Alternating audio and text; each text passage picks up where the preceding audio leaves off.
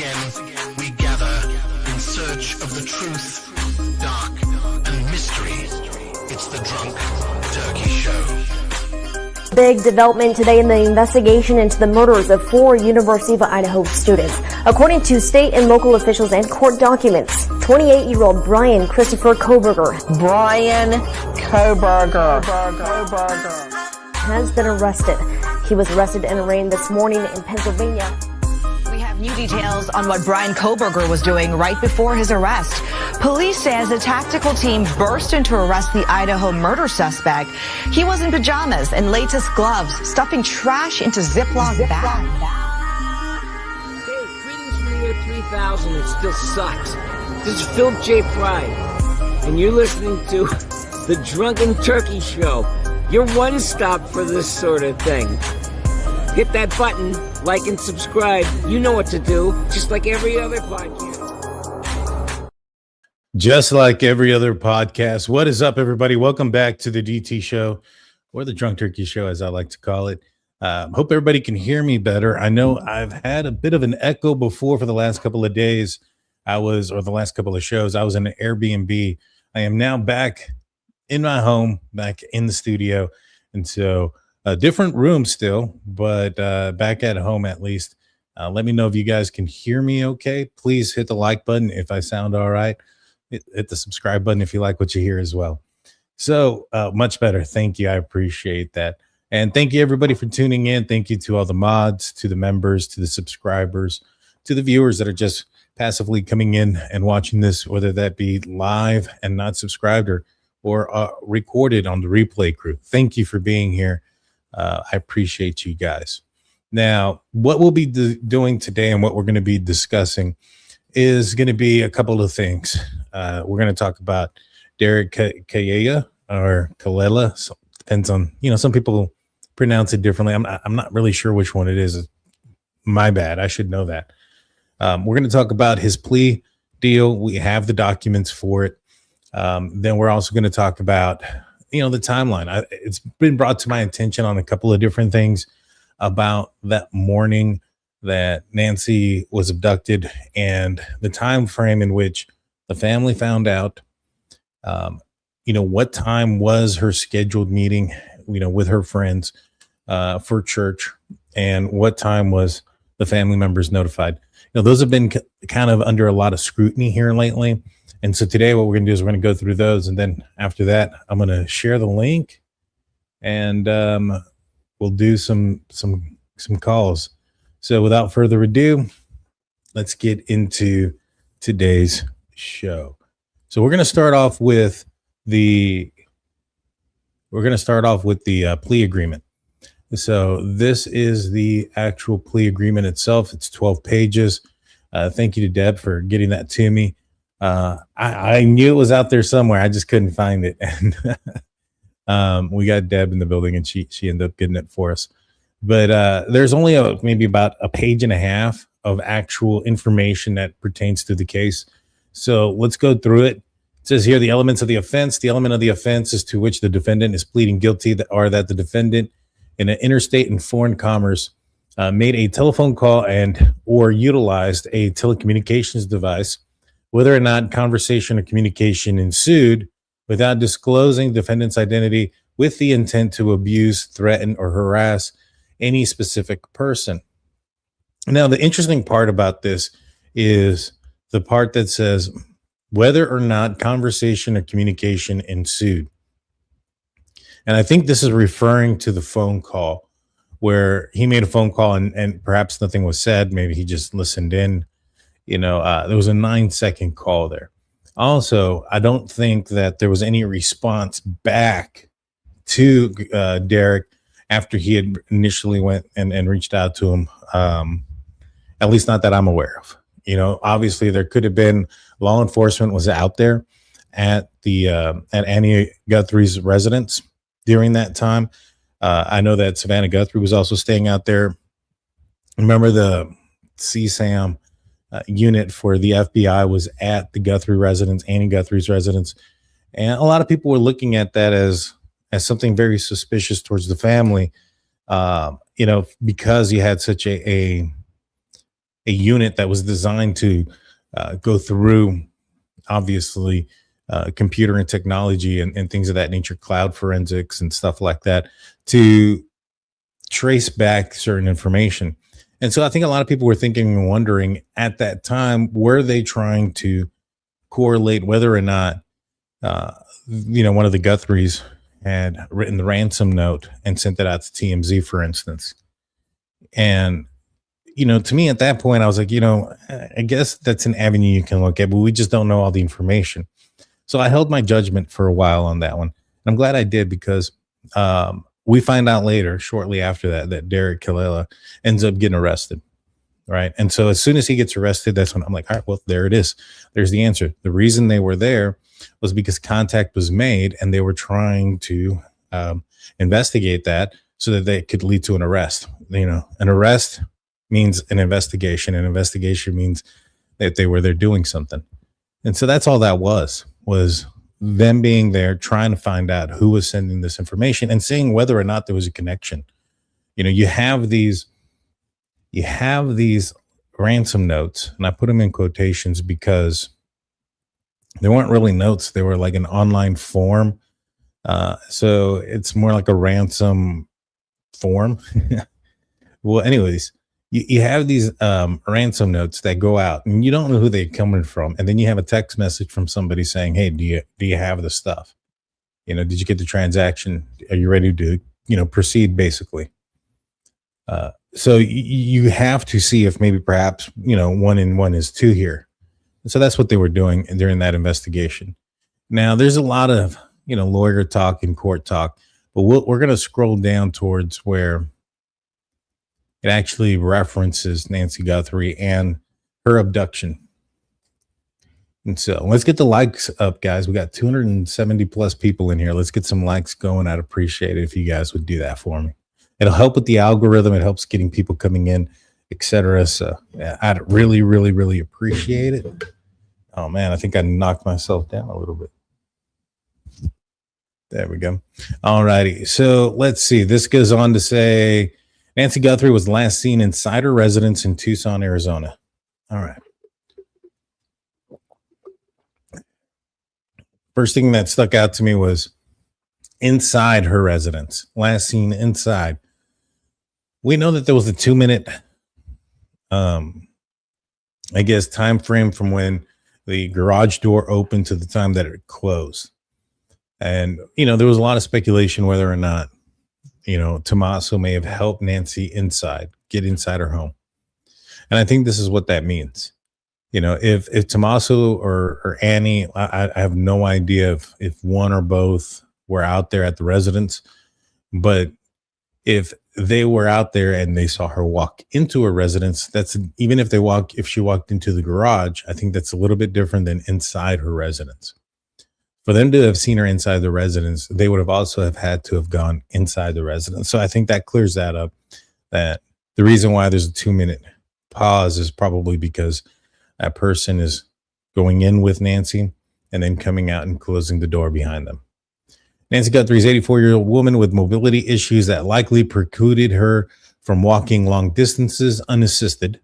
On the morning of February 1st, 2026, a friend of Nancy Guthrie's contacted the victim's family members and notified them that Nancy Guthrie had not attended church that morning. All right, so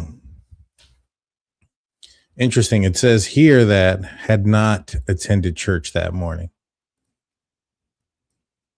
Right. And why that's interesting is that it's not like that she's not at church that morning. So, I mean, this is written in past tense, obviously.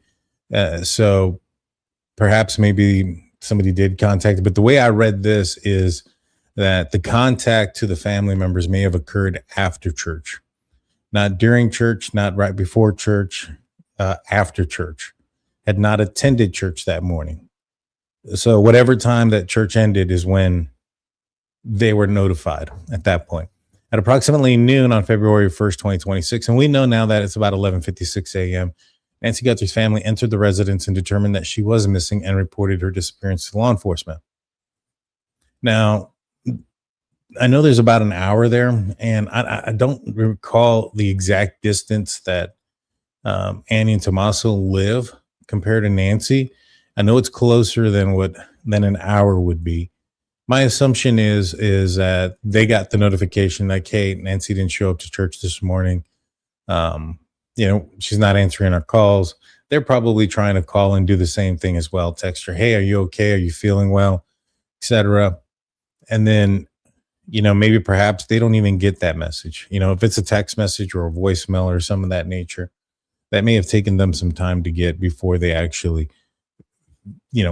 receive the message per se. So, trying to give everybody the benefit of the doubt here. But at the very minimum, it sounds like their attention was of Nancy being missing did not happen until after church.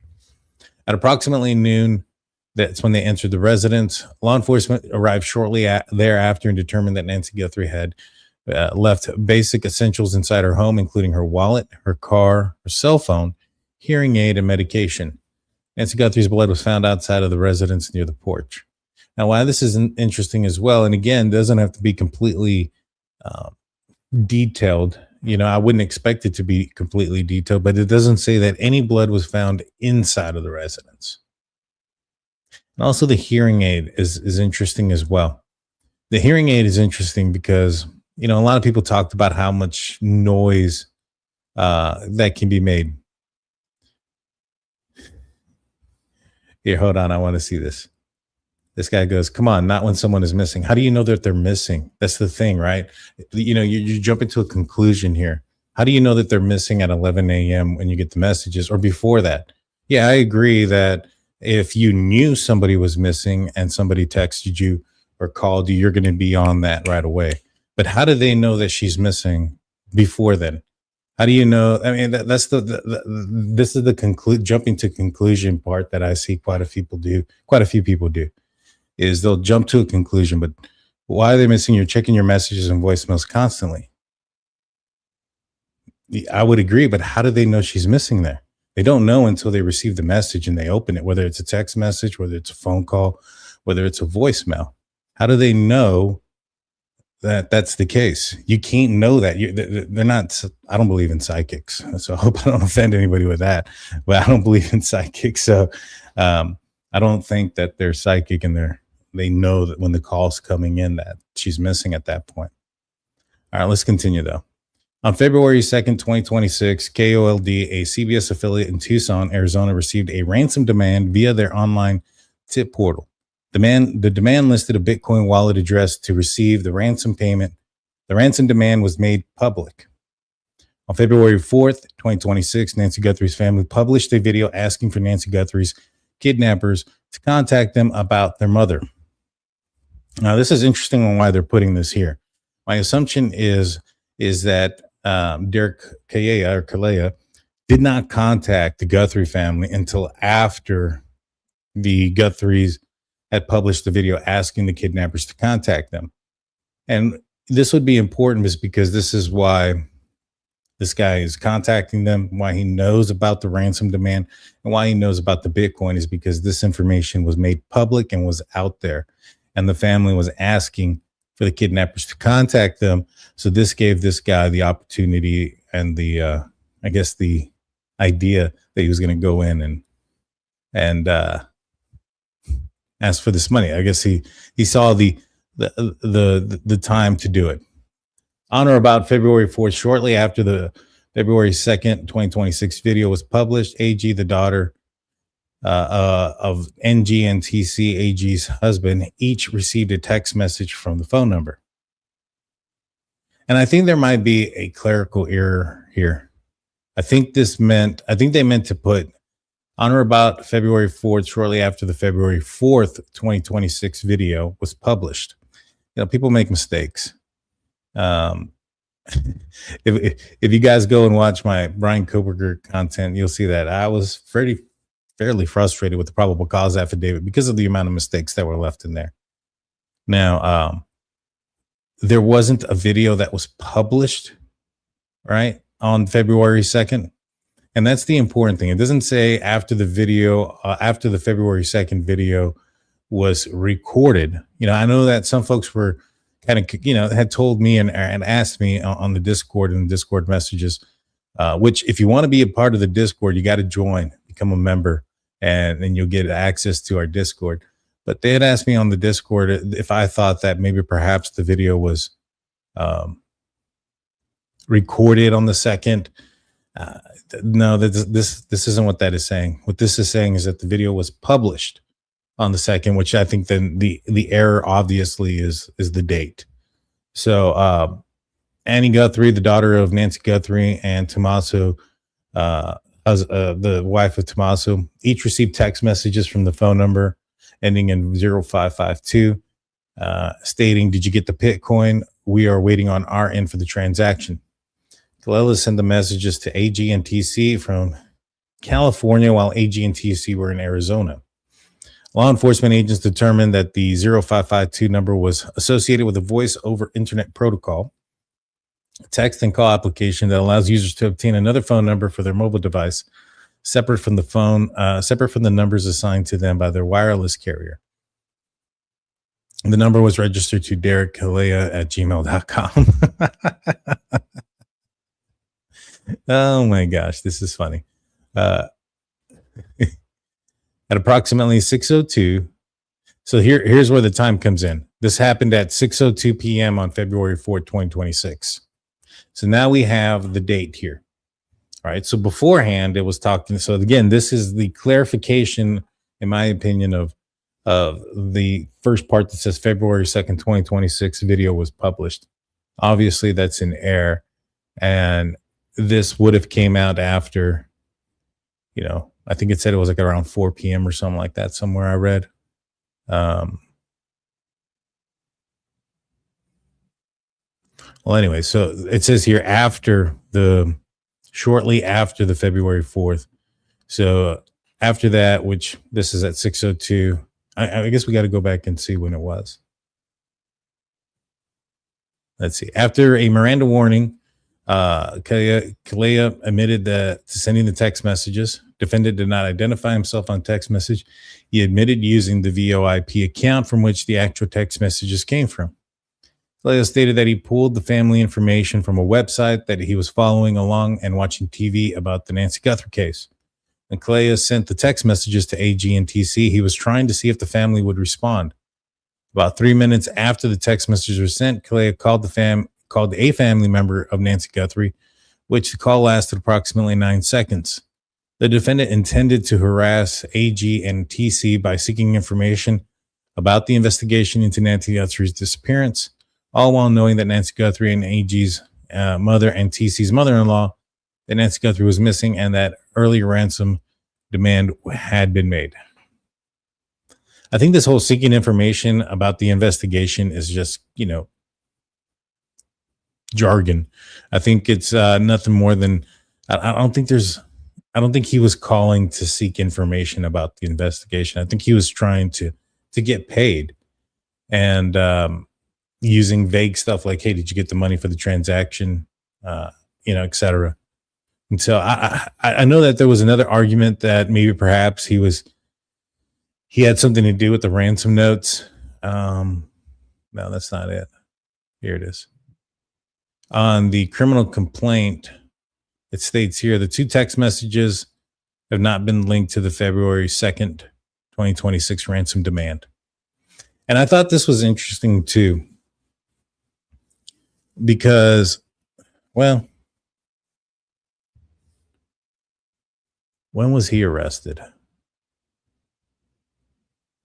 February 5th.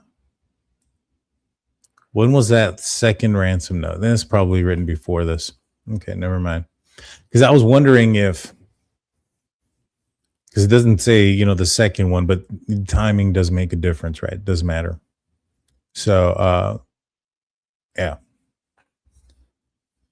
So all in all, what I think it does, what any of this means is just that this guy saw an opportunity to try to take advantage of a situation, was following it online, was able to find information of how to get in contact with some of the family members and utilize what they had seen online and, from TMZ and news media, and didn't really make like anything crazy, right?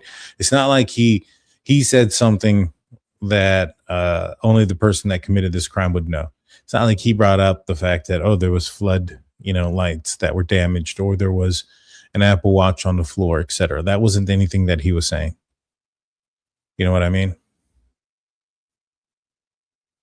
So I'm not seeing it here with them.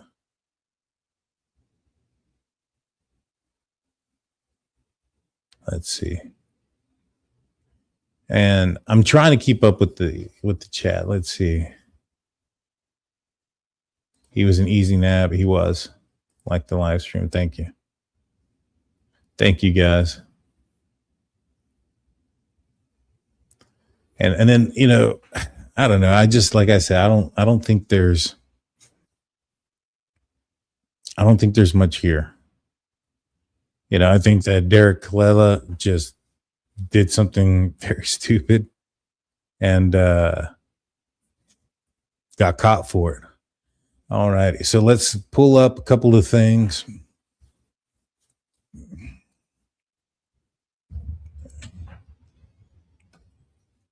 All right.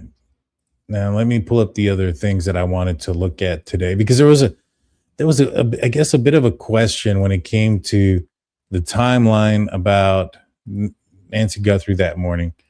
And so I wanted to bring this up. Let me make this bigger real quick.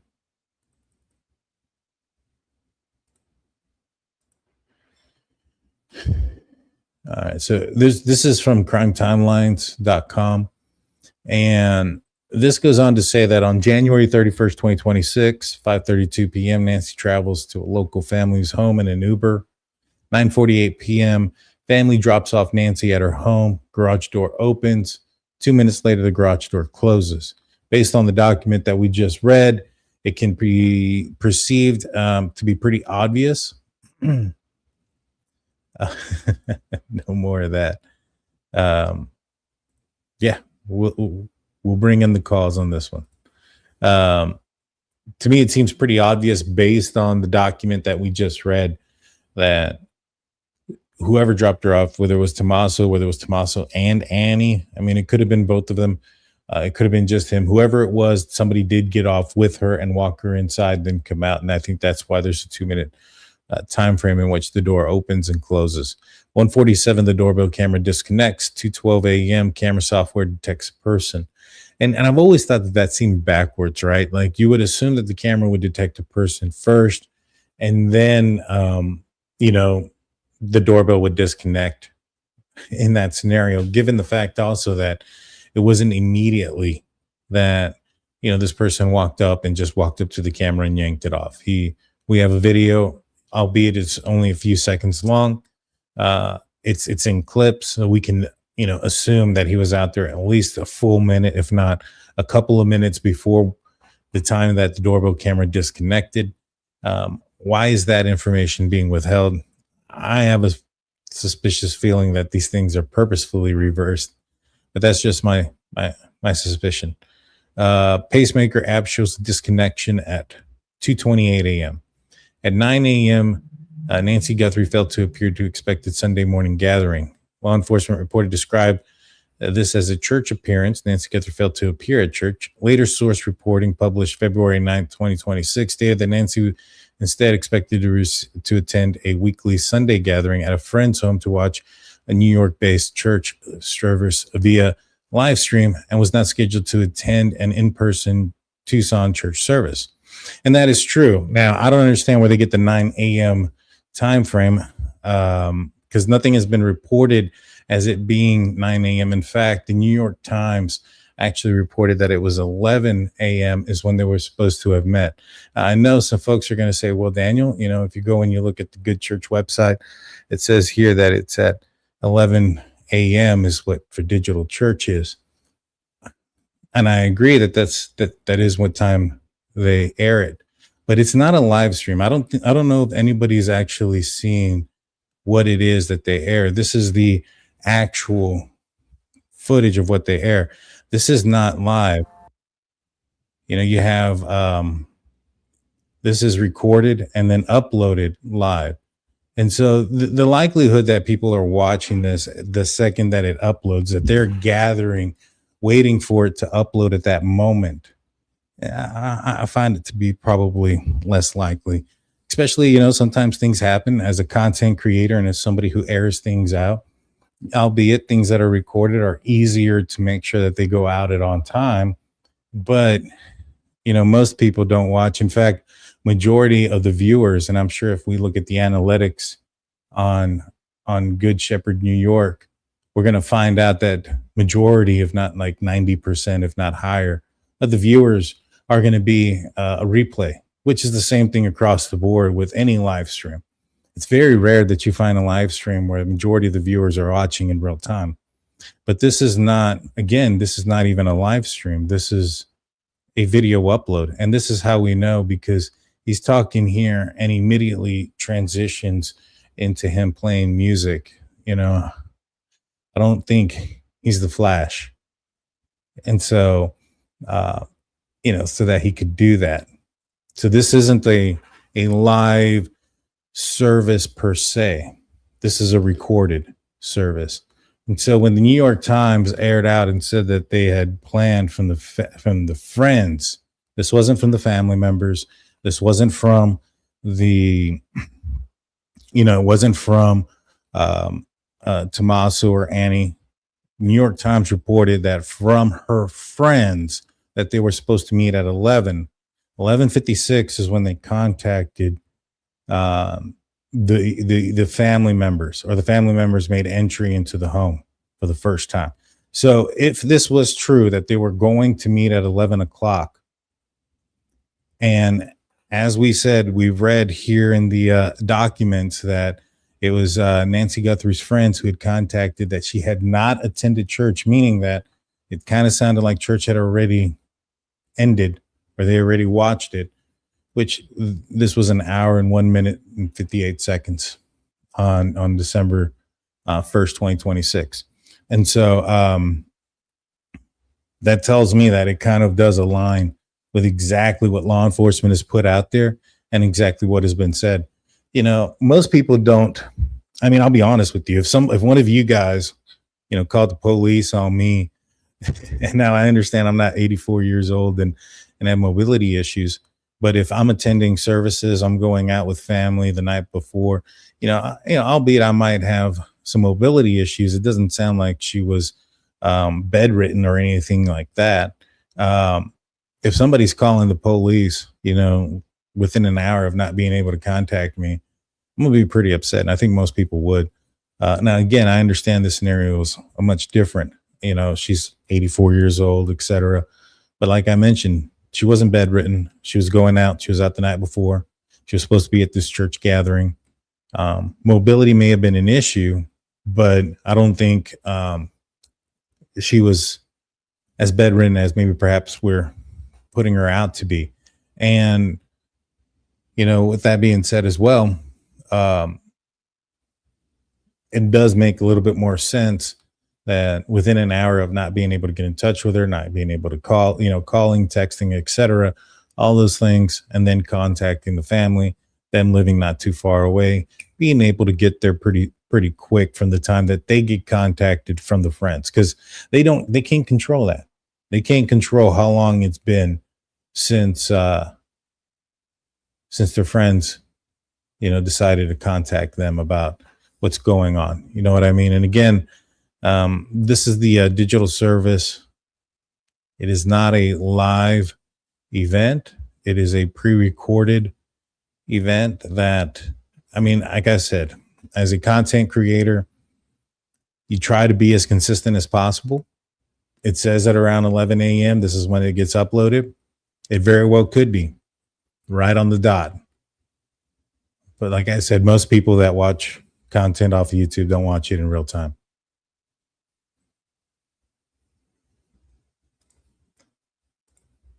I don't know if anybody actually went in and watched what it is that they put out there. In fact, I went to their page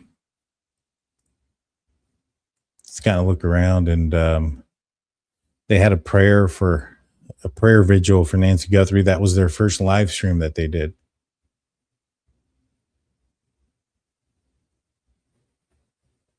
And then they did another one for Nancy. Well, actually, their only live streams have been for the Guthrie family.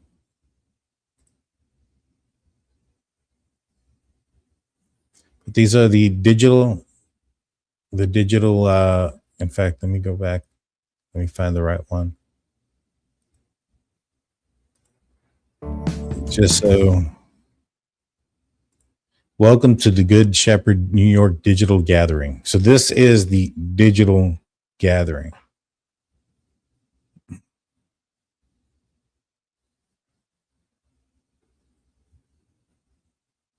So, yeah, it wasn't a live show. And so, if it was streamed live, I would be more inclined to believe that it would have started right on time. But the fact that this was a recorded show, I wouldn't be surprised if there's fluctuations in time from time to time, which is why they probably meet at a certain time that they're comfortable with and that they're accustomed to. I would assume that, they're local before COVID, because that's what got them, starting to do this was due to COVID, right? And so that they would gather together and watch digital service. Hey, we have a new member, Dolly Marinello. Thank you so much. I hope I didn't butcher your name there, but thank you, Dolly, for being the newest member. Thank you for joining. Let's see. Now, what I'll do now is I'll answer some of your questions. I do have some other stuff that I pulled up, but it wasn't anything this is just kind of the things that I was researching, trying to figure out, what time it was and things of that nature. And it was actually a New York Times article that spoke, I guess, to the friends that mentioned that they were supposed to meet up at 11 o'clock. That's not the right one. Here it is. And like I said, this is the digital church at 11 a.m. Eastern.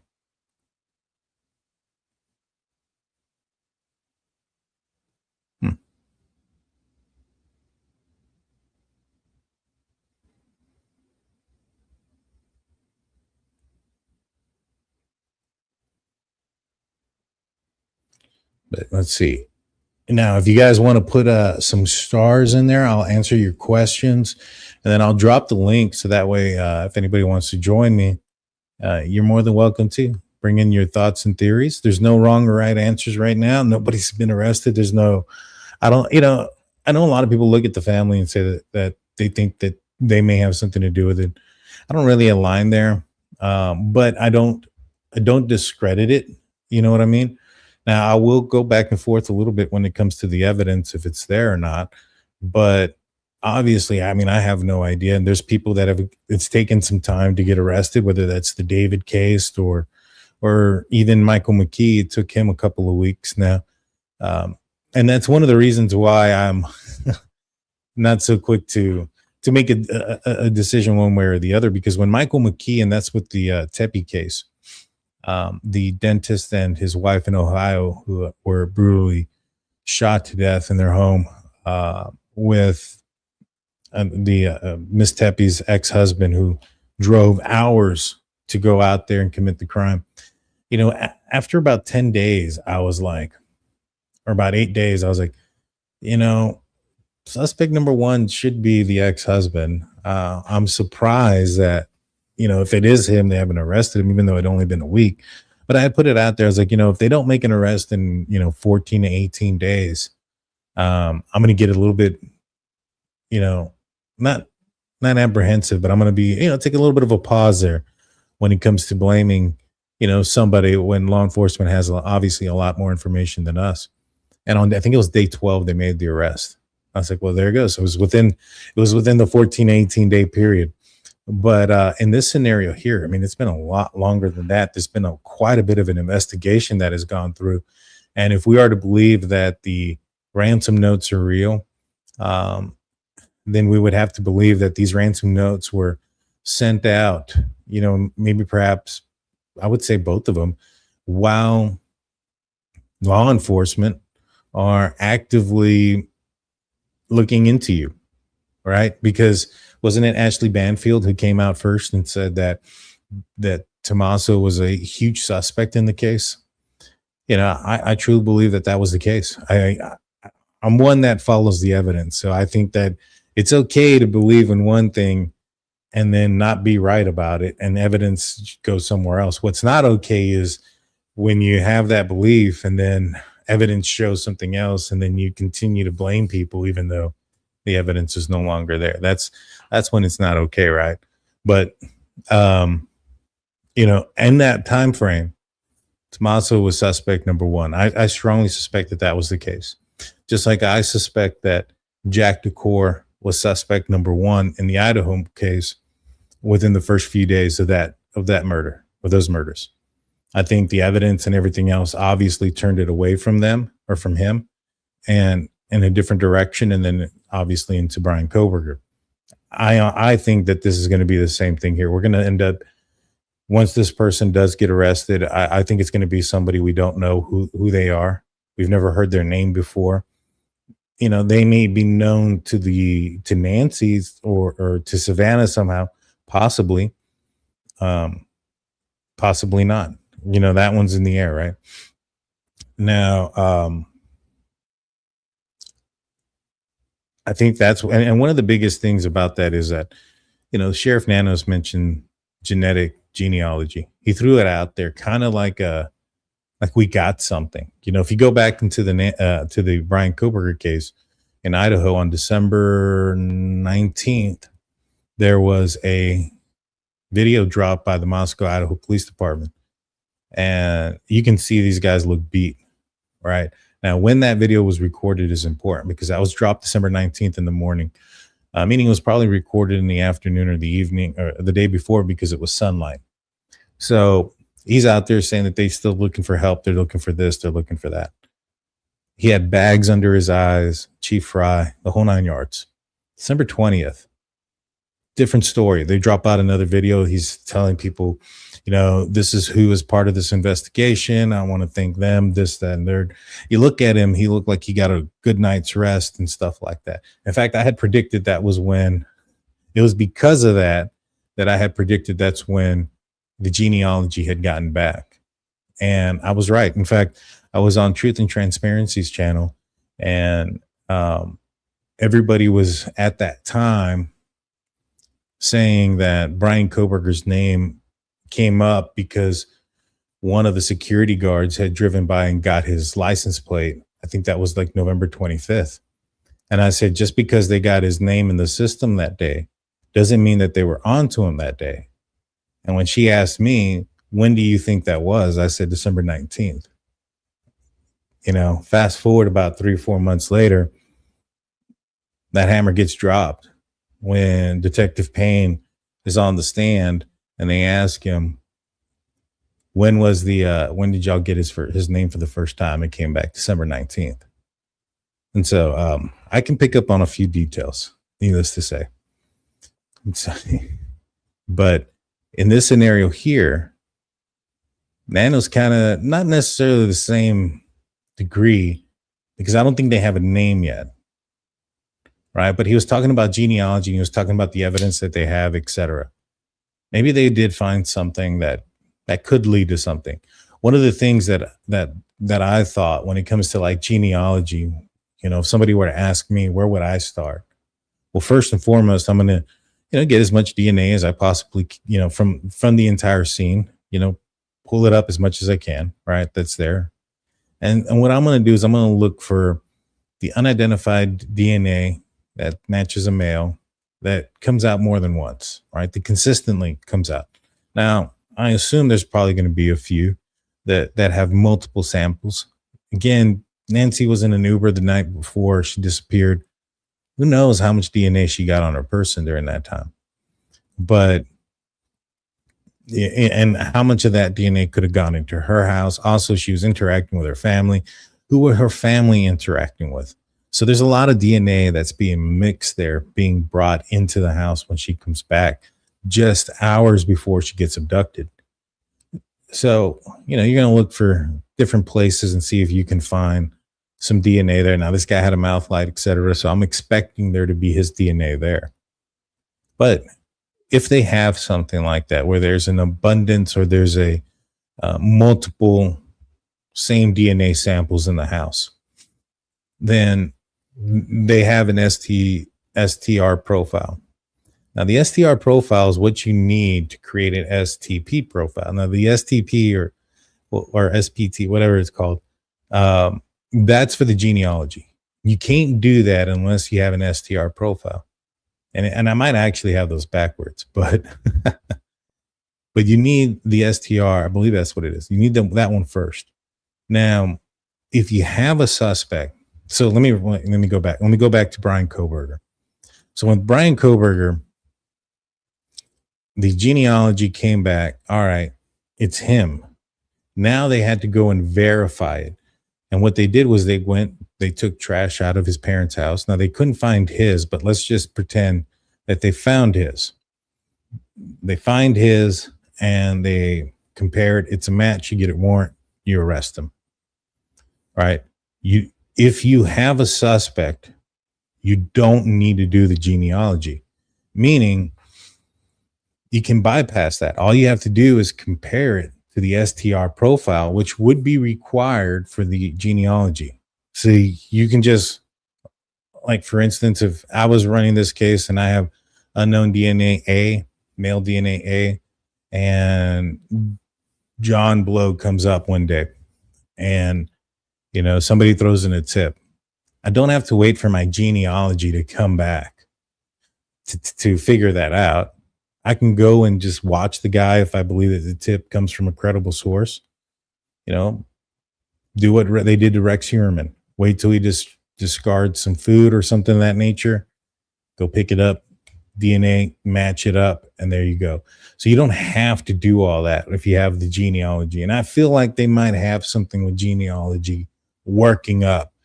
And so that right there is the biggest hint to me that this person that committed this crime is most likely somebody we've never heard of. Hope that all makes sense. Put some stars in the comment section. I'm going to answer those, and then I'm going to then open up the questions. So what? They were doing that for 56 minutes. Doing what? Again, I don't think everybody jumps to the conclusion that, oh, this person didn't answer their phone. They must have been abducted or they're hurt or something of that nature. I think you try to get in contact them. You give them an opportunity to respond. If everybody who didn't respond right away had the police called on them, there'd be a lot of calls on people. You know what I'm saying? And so, you got to give people a time to respond. Then you also got to give, the other party a chance to respond as well, which is the Guthrie family. I don't, just because they dropped off Nancy at, just shy of 10 p.m. doesn't mean when they got home that they went straight to bed, ready to go, wake up super early the next morning. They may have stayed out that night. They may have gone up and gone somewhere else and been out of pocket that morning. Maybe they had their own church service that they attended. I don't know. I actually don't know what they did that morning. That would be a good thing to find out. What was the actions of the Guthrie family the morning of the disappearance? Is there a reason why it may have taken them longer? If it did, again, if they met up at 11, you know what I'm saying? My biggest hate is that things left unfinished when they have not solved this crime. And it bugs me that this is unfinished. I agree.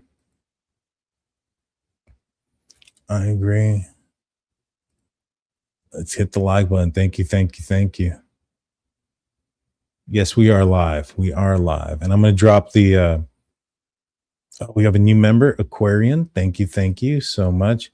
And then we have Nina Drew coming in. Hey, DT, Derrick doesn't look like a math head who needed inpatient rehab immediately, in my opinion. I mean, the guy admitted he was doing drugs when he was doing all this. And then I think he failed a drug test right before. I don't know. I mean, some people can hold it better. Some people can't. I don't know how long he's into his how long he is into his addiction. I have no idea of those things, but um, I wouldn't go based on appearance when it comes to certain things. I think it was Chris Hansen who had recently said that they did like a sting somewhere and they caught like 60 dudes trying to meet up with underage little boys and girls. And most of them you wouldn't have ever known that they were like that based on appearance alone. It's pretty crazy stuff. Pretty crazy stuff. But thank you, Nina. Thank you, Aquarian, and everyone else. I appreciate everybody. Let's see. And if you want to answer, get a question asked for me, put a couple of stars. That way I know you're talking to me. Family drops off Nancy. What's with the mystery? Why not just say who it was? Law enforcement have a weird thing. And I used to be in law enforcement, and it was ingrained in me too. When I was in law enforcement, it's like, you don't want to give the media or anybody anything. Why? I don't know. Don't know. I guess, I do know, when it comes to like certain big pieces of the case, you got to keep some things close to the vest. But when it comes to like things that aren't relevant to the case, I don't know. And I think they should be. You have the whole situation with like Ashley Banfield saying that Tommaso was a suspect. You can come out and say, all right, yeah, we've cleared him. We don't think he's a suspect. But without telling people why don't you? Oh, well, he had his Apple Watch. He made a phone call. His watch was moving at a certain period, a certain time. We can tell that it was him because his watch was constant throughout this entire period. It never was removed from his wrist. His heart rate was on there, monitored throughout most of the night, some of that nature, right? What difference does it make? Like, it's not like if you put that information out there and then you go and arrest somebody and they they're going to use that in some form or fashion. They're not going to. There's no way. There's no need. Now, just because law enforcement doesn't put out that information doesn't mean that there isn't information that clears people. Obviously that there is. It's just, this is on every case across the board. And I see people use the same thing, that, well, why don't law enforcement say this? Or if this didn't happen, law enforcement would have said that they didn't do it or some of that nature. And that's not the case either. When it comes to law enforcement and when it comes to these cases, it is the trial of this person, right? For instance, in the Derrick Callella case, it sounds like Sheriff Nano said that 3 or 4 people have been arrested for the fake ransom stuff. You don't hear about the other 2 or 3 people that were arrested in Derrick Callella's, complaint or plea deal or any of those things. Why? Because they're not important to his case. So we're not going to hear those things. We're never going to hear those things in somebody's case unless it's relevant to that case. Now, that's court. I still think law enforcement should be more open and transparent, but that's just my opinion. But I agree. There shouldn't be they should be more transparent. I just don't think it's as nefarious as anything else, because the lack of transparency is probably more common than uncommon, is basically what I'm trying to say. And that was new info to me. I'm on which part? Which part was the new info? Why do you think the FBI lowered his charges 18 years max? Because you probably have a guy that's just a druggie that, taxpayer money and things of that nature. Just, this guy needs probably more help than being behind bars.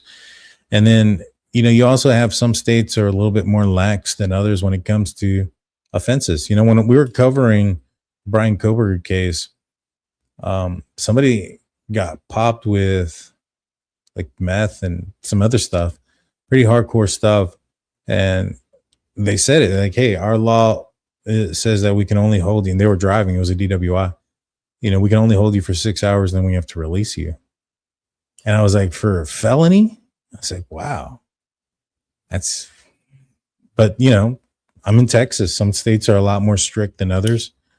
Now the FBI lowering their charges, that's federal. Again, they probably don't see this as being, obviously this is a horrible situation. These people are trying to take advantage of the scenario, but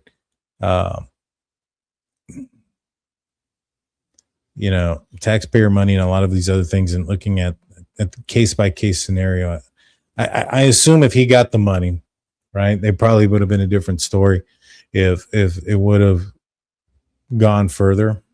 But 11 a.m. Yeah, I understand that, but it's also not live. It's a recorded show.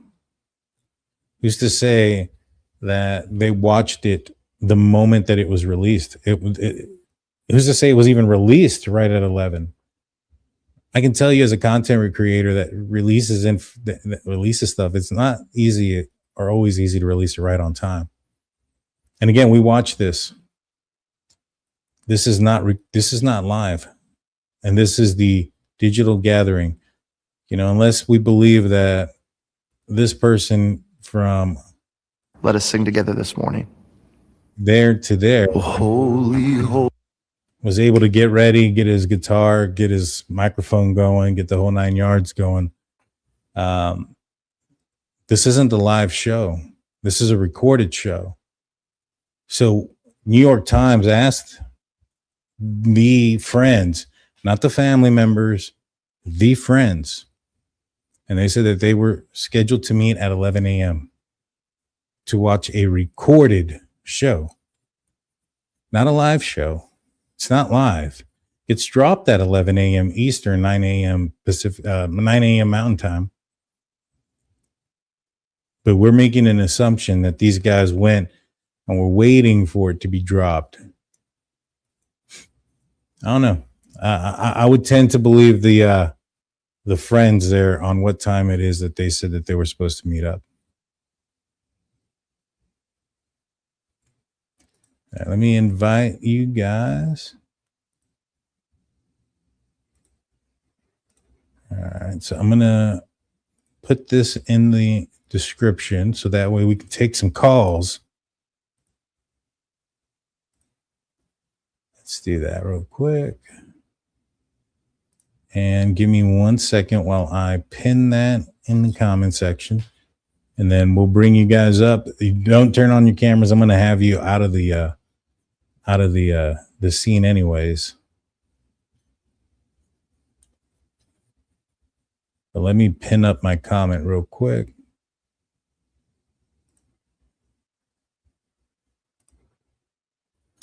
And there we are. So it's in the comment section. We got one person in, so give me 1 second.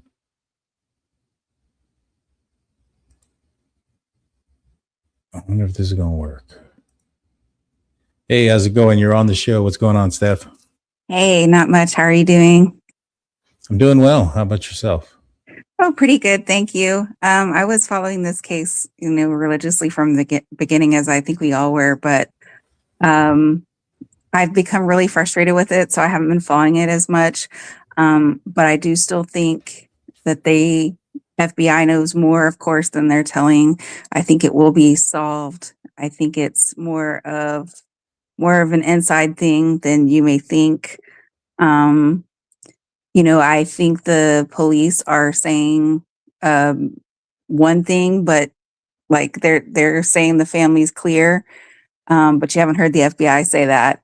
Have you heard the FBI ever go against law enforcement? No, because the FBI has not gone against that statement, but the FBI in general doesn't say a lot, if anything, about this case at all. Who's in charge of the case? I'm sorry? Who's in charge of the case? Well, I think that's a matter of opinion. I think it's technically Nanos, but in reality, I think it's really going to end up being the FBI because the FBI's have the tools to solve this case. Well, I'm not. The FBI is a tool to assist, right? So they're there to help. I mean, this would be equivalent to like saying, "Hey, you know what? The head coach is saying that the starting quarterback is going to be, you know, Ben Roethlisberger, but the quarterback coach that's assisting thinks that it should be, you know, Will Howard. You know, who you going to believe? You know, so at that point, it's who's in charge, right? The person's that in charge is Pima County. In fact, the FBI has come out here recently and said that that was the case, and then Nano said that that was the case as well. And so I just Go ahead. I just Go don't ahead. see the. I know a lot of people go to that like, hey, the FBI hasn't said it. Well, I mean, you know, if the FBI comes out and says that they're cleared, are we going to go down to the Tucson Police Department didn't say it either? Are we going to then change it to also the, you know, the Arizona State Police didn't say it? They're all No, following they're following Pima County Sheriff's Department's lead at this point. The FBI is a tool in assisting. They'll assist with genetics. They'll assist with certain aspects when it comes to like phones and technology and triangulation and things of that nature. But I don't know. I don't, you know, that's why, like, for instance, Daley, he was a FBI warrant, you know, which is interesting, right? Because the FBI went after Daley. You know, if they were that strung up on the family, would they be going after Daley as hard as they did? not following Daly. Who are you referring to as Daly? Luke Daley, the guy with the Range that Rover. guy. Oh, that guy. Well, here's the thing though. I don't think the family actually physically took her. I don't think that. You know, it just in my professional opinion, I think that it's, you know, they're involved in some way, but not, they didn't actually do the actual crime as far Gotcha. as, so, because here's the thing, who takes an 84-year-old woman? Period. I mean, first of all, if this was a professional, they would not do that. Second of all, unless you have a personal or financial motive, you're not going to take an 84-year-old. It's just not feasible to do. You're just not going to do it. We're assuming that this isn't something that's some sick fantasy of some guy, whether that's sexually motivated or revenge or hate for Savannah per se. You know, I think there's a pretty good possibility of that being the case.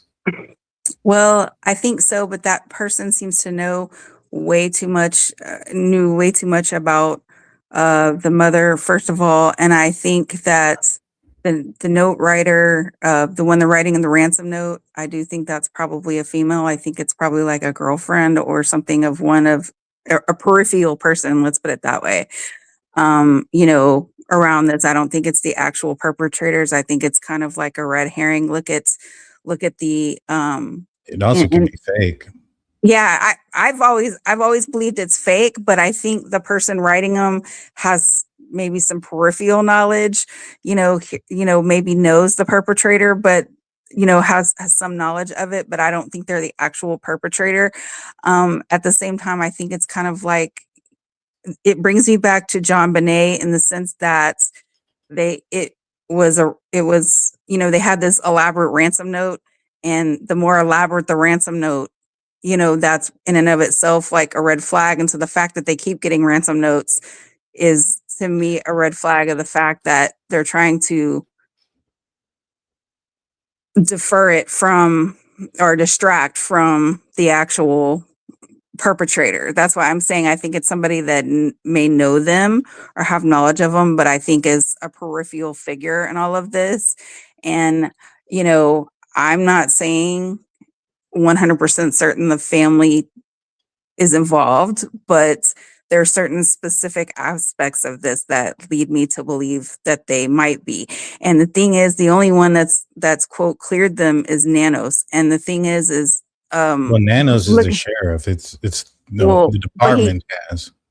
Well, but he also is the one that let the crime scene be unsecure. He's also the one that has bungled this investigation, in my opinion. And that's why I'm saying I'm relying at this point on what the FBI said will eventually come out and say, because they're going to eventually be the ones to solve this. That's why they're not saying anything. They're keeping it close to the vest. I think Mr. Derrick probably got a lighter sentence because perhaps he cooperated. Perhaps he knows more. I mean, perhaps he told them more than we know. Well, when it comes to that, I mean, those things have to pan out before you get a lighter sentence. So when somebody talks or somebody does something, the information has to be good, because anybody can say anything at any time. The information has to be good, and that's the only way you're going to get a plea deal. And so if his plea deal was that he had information to provide, that information should have led them to something or somewhere. Well, who's to say that it hasn't, though, is what I'm saying, because the thing is he could have given, I'm just saying, this is just a hypothetical, that he could have given them information that they could still be actively working. Because while I think this was somebody that was close, I think this was an amateur. I think this was very well planned out to where it'd be very difficult to point back to certain people. So with that said, I just think this is one of these cases that may be kind of circumstantial to prove that certain people are involved, and circumstantial cases can be harder to prove and harder to investigate. They may not have a smoking gun,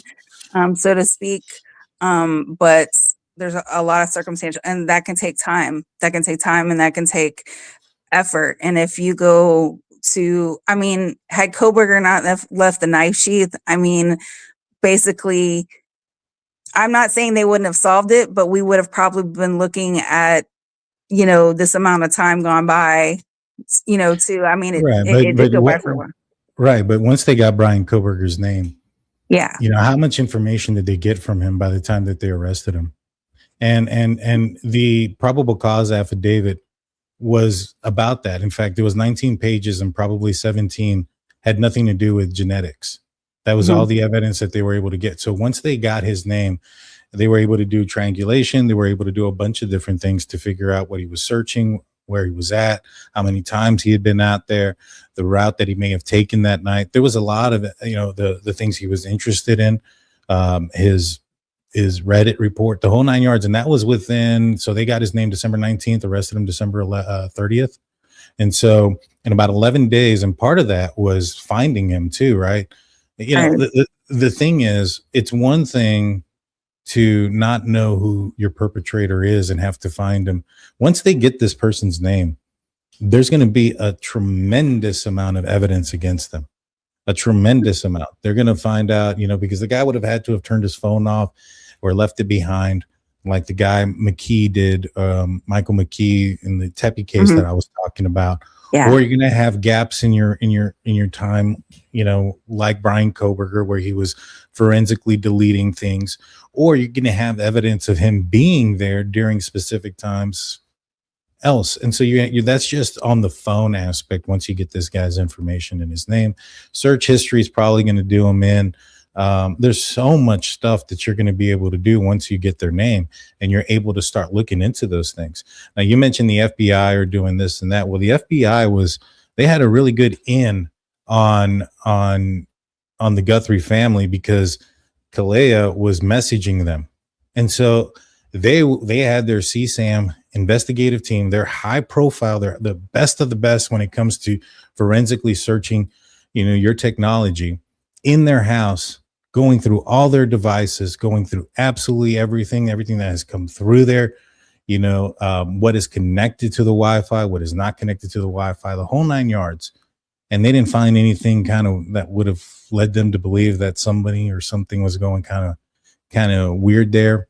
And then not only that, the second ransom note comes out while they're there, while they're in that house, under their nose. A woman, I think a lot of people think maybe it was Annie because of the way she wrote her poetry or whatever. Annie somehow in the same house with FBI's top security specialist when it comes to cyber and everything else, she managed to get a ransom thing out without being detected. And they have their information, they have their phones, they have all this stuff because that's what they got contacted with, was through the phones. And yet we are at 163 days later and they still can't come up with something. Now I'll ask you this. How do you how do you how do you factor in the drone? The drone. Yeah, the drone. Which part of the drone? Because I stopped following this case for a while because it was frustrating me. What are you referring to as far as the drone goes? Let me pull it up. Well, while you're doing that, I just wanted to say, the FBI doesn't come to your house 6 or 7 times for no reason, and just because they haven't publicly announced anything doesn't mean that they haven't found anything.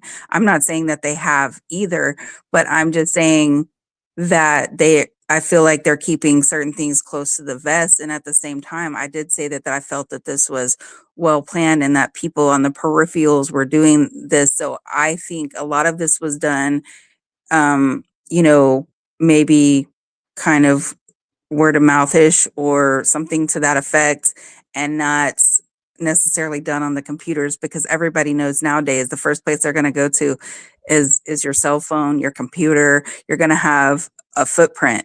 But if you're telling your friend Yeah, over here, but nobody's perfect, and you have to know those things, and you have to research right, those things. right, Like right. like you'd have to look up, like for instance, if I got caught, like if it was me, right, Hmm. and they caught me doing it, it was me. I was in Texas during that time. Obviously, it wasn't. But since then, I have done some research, like for instance, on the doorbell camera.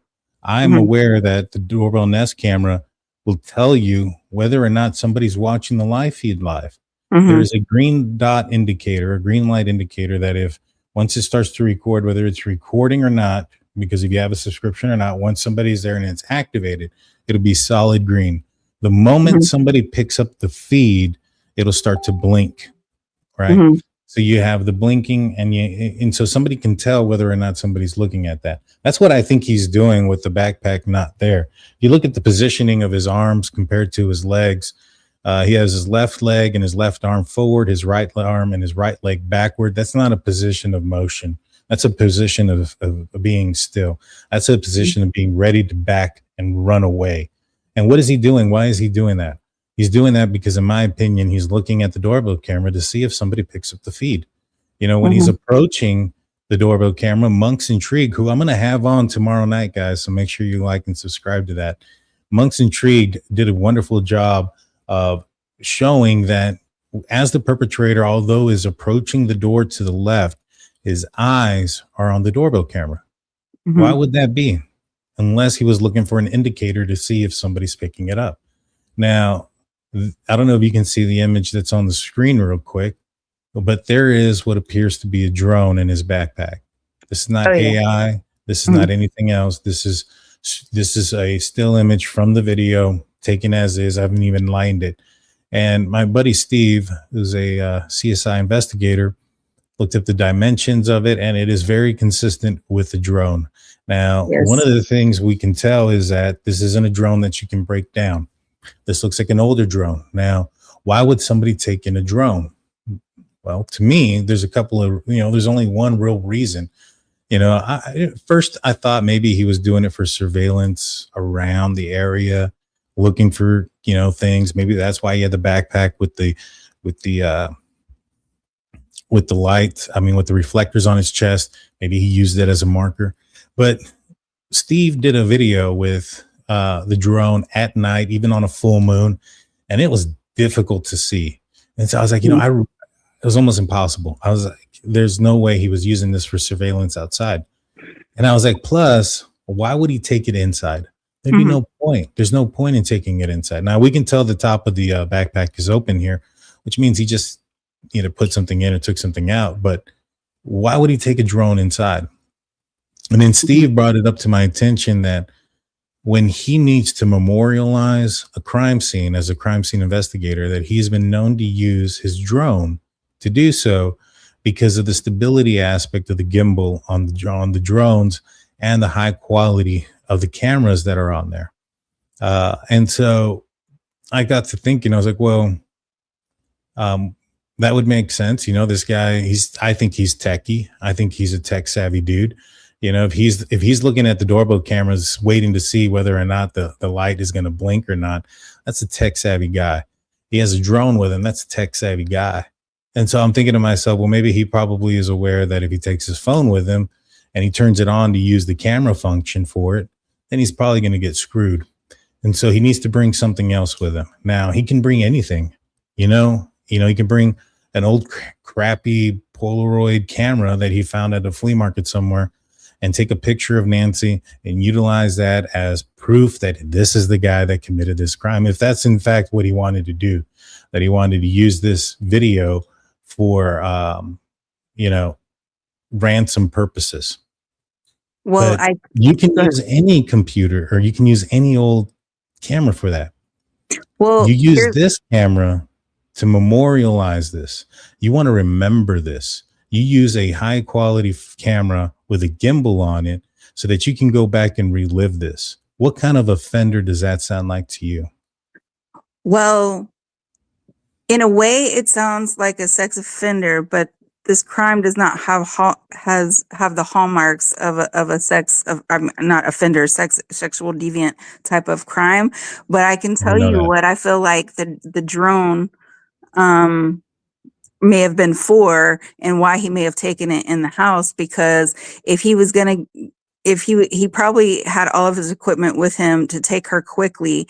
And then I feel he may have used that drone because, she lives in a dark desert type of area. There may have been, a vehicle or something else with its lights off or something like that, trying to hide amongst the terrain there.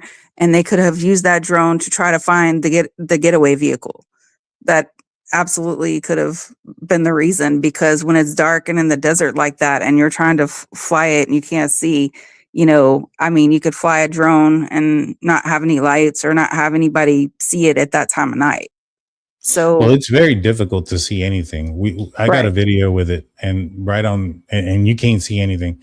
You have to have lights on for it to see, even the reflectors from the backpack on direct moonlight.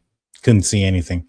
Now, but the kind of I'm sorry, can I just make this one point just real quick? So the kind of deviant that you're talking about that deals with typically elderly women, they don't kidnap them.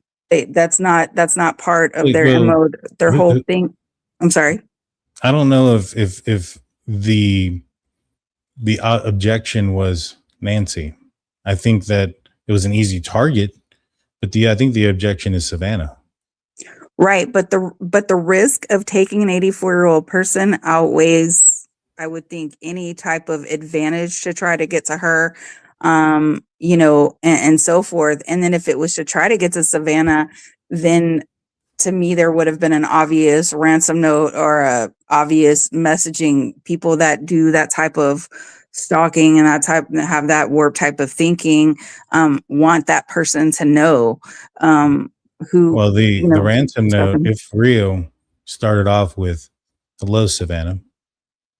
Well, of course it's going to target Savannah. Savannah's the one with the money. It's like Savannah's the one with the money, and Savannah, the brother, is in another state as well. So to me, it's like, why are you not addressing all of the kids? Because clearly that would be for money. But if they were doing it to get Savannah's attention, just to get her attention because they're a crazy stalker, they wouldn't be asking for money. They would be asking for something from Savannah herself. Well, here's the thing. The second ransom note said that she passed away.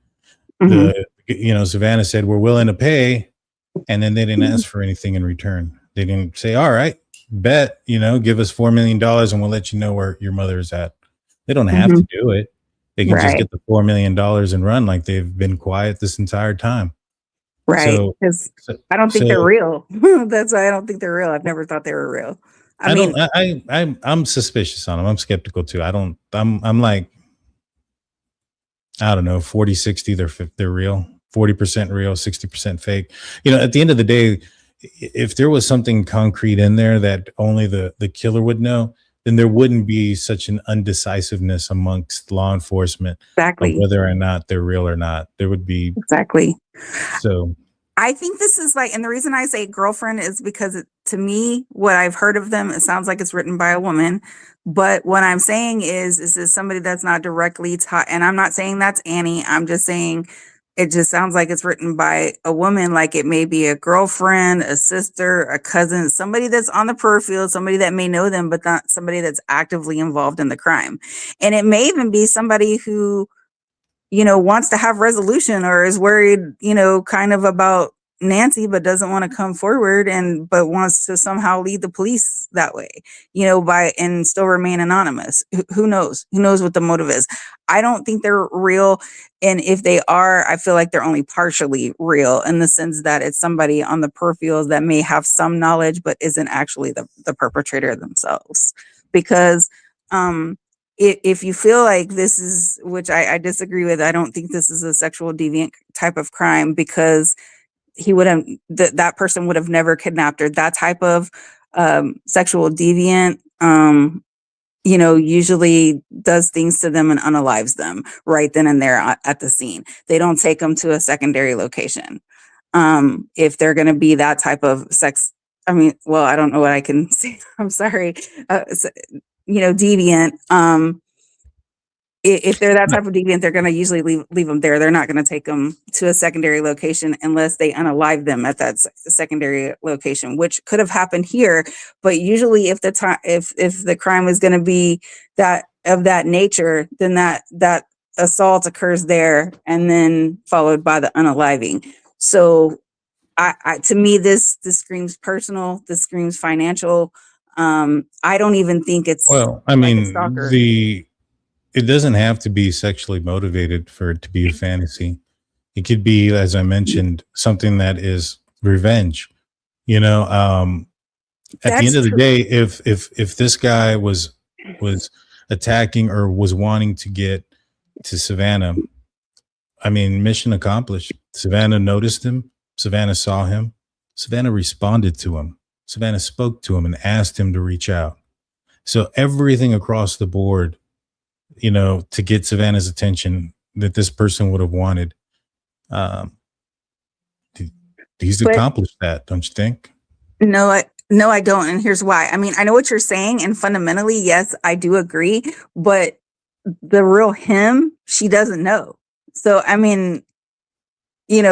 she just knows it's somebody that took her mother. She doesn't know who that person is. And these type of stalkers, these type of people with this warped thinking that want to get the attention of the person, want them to know who they are.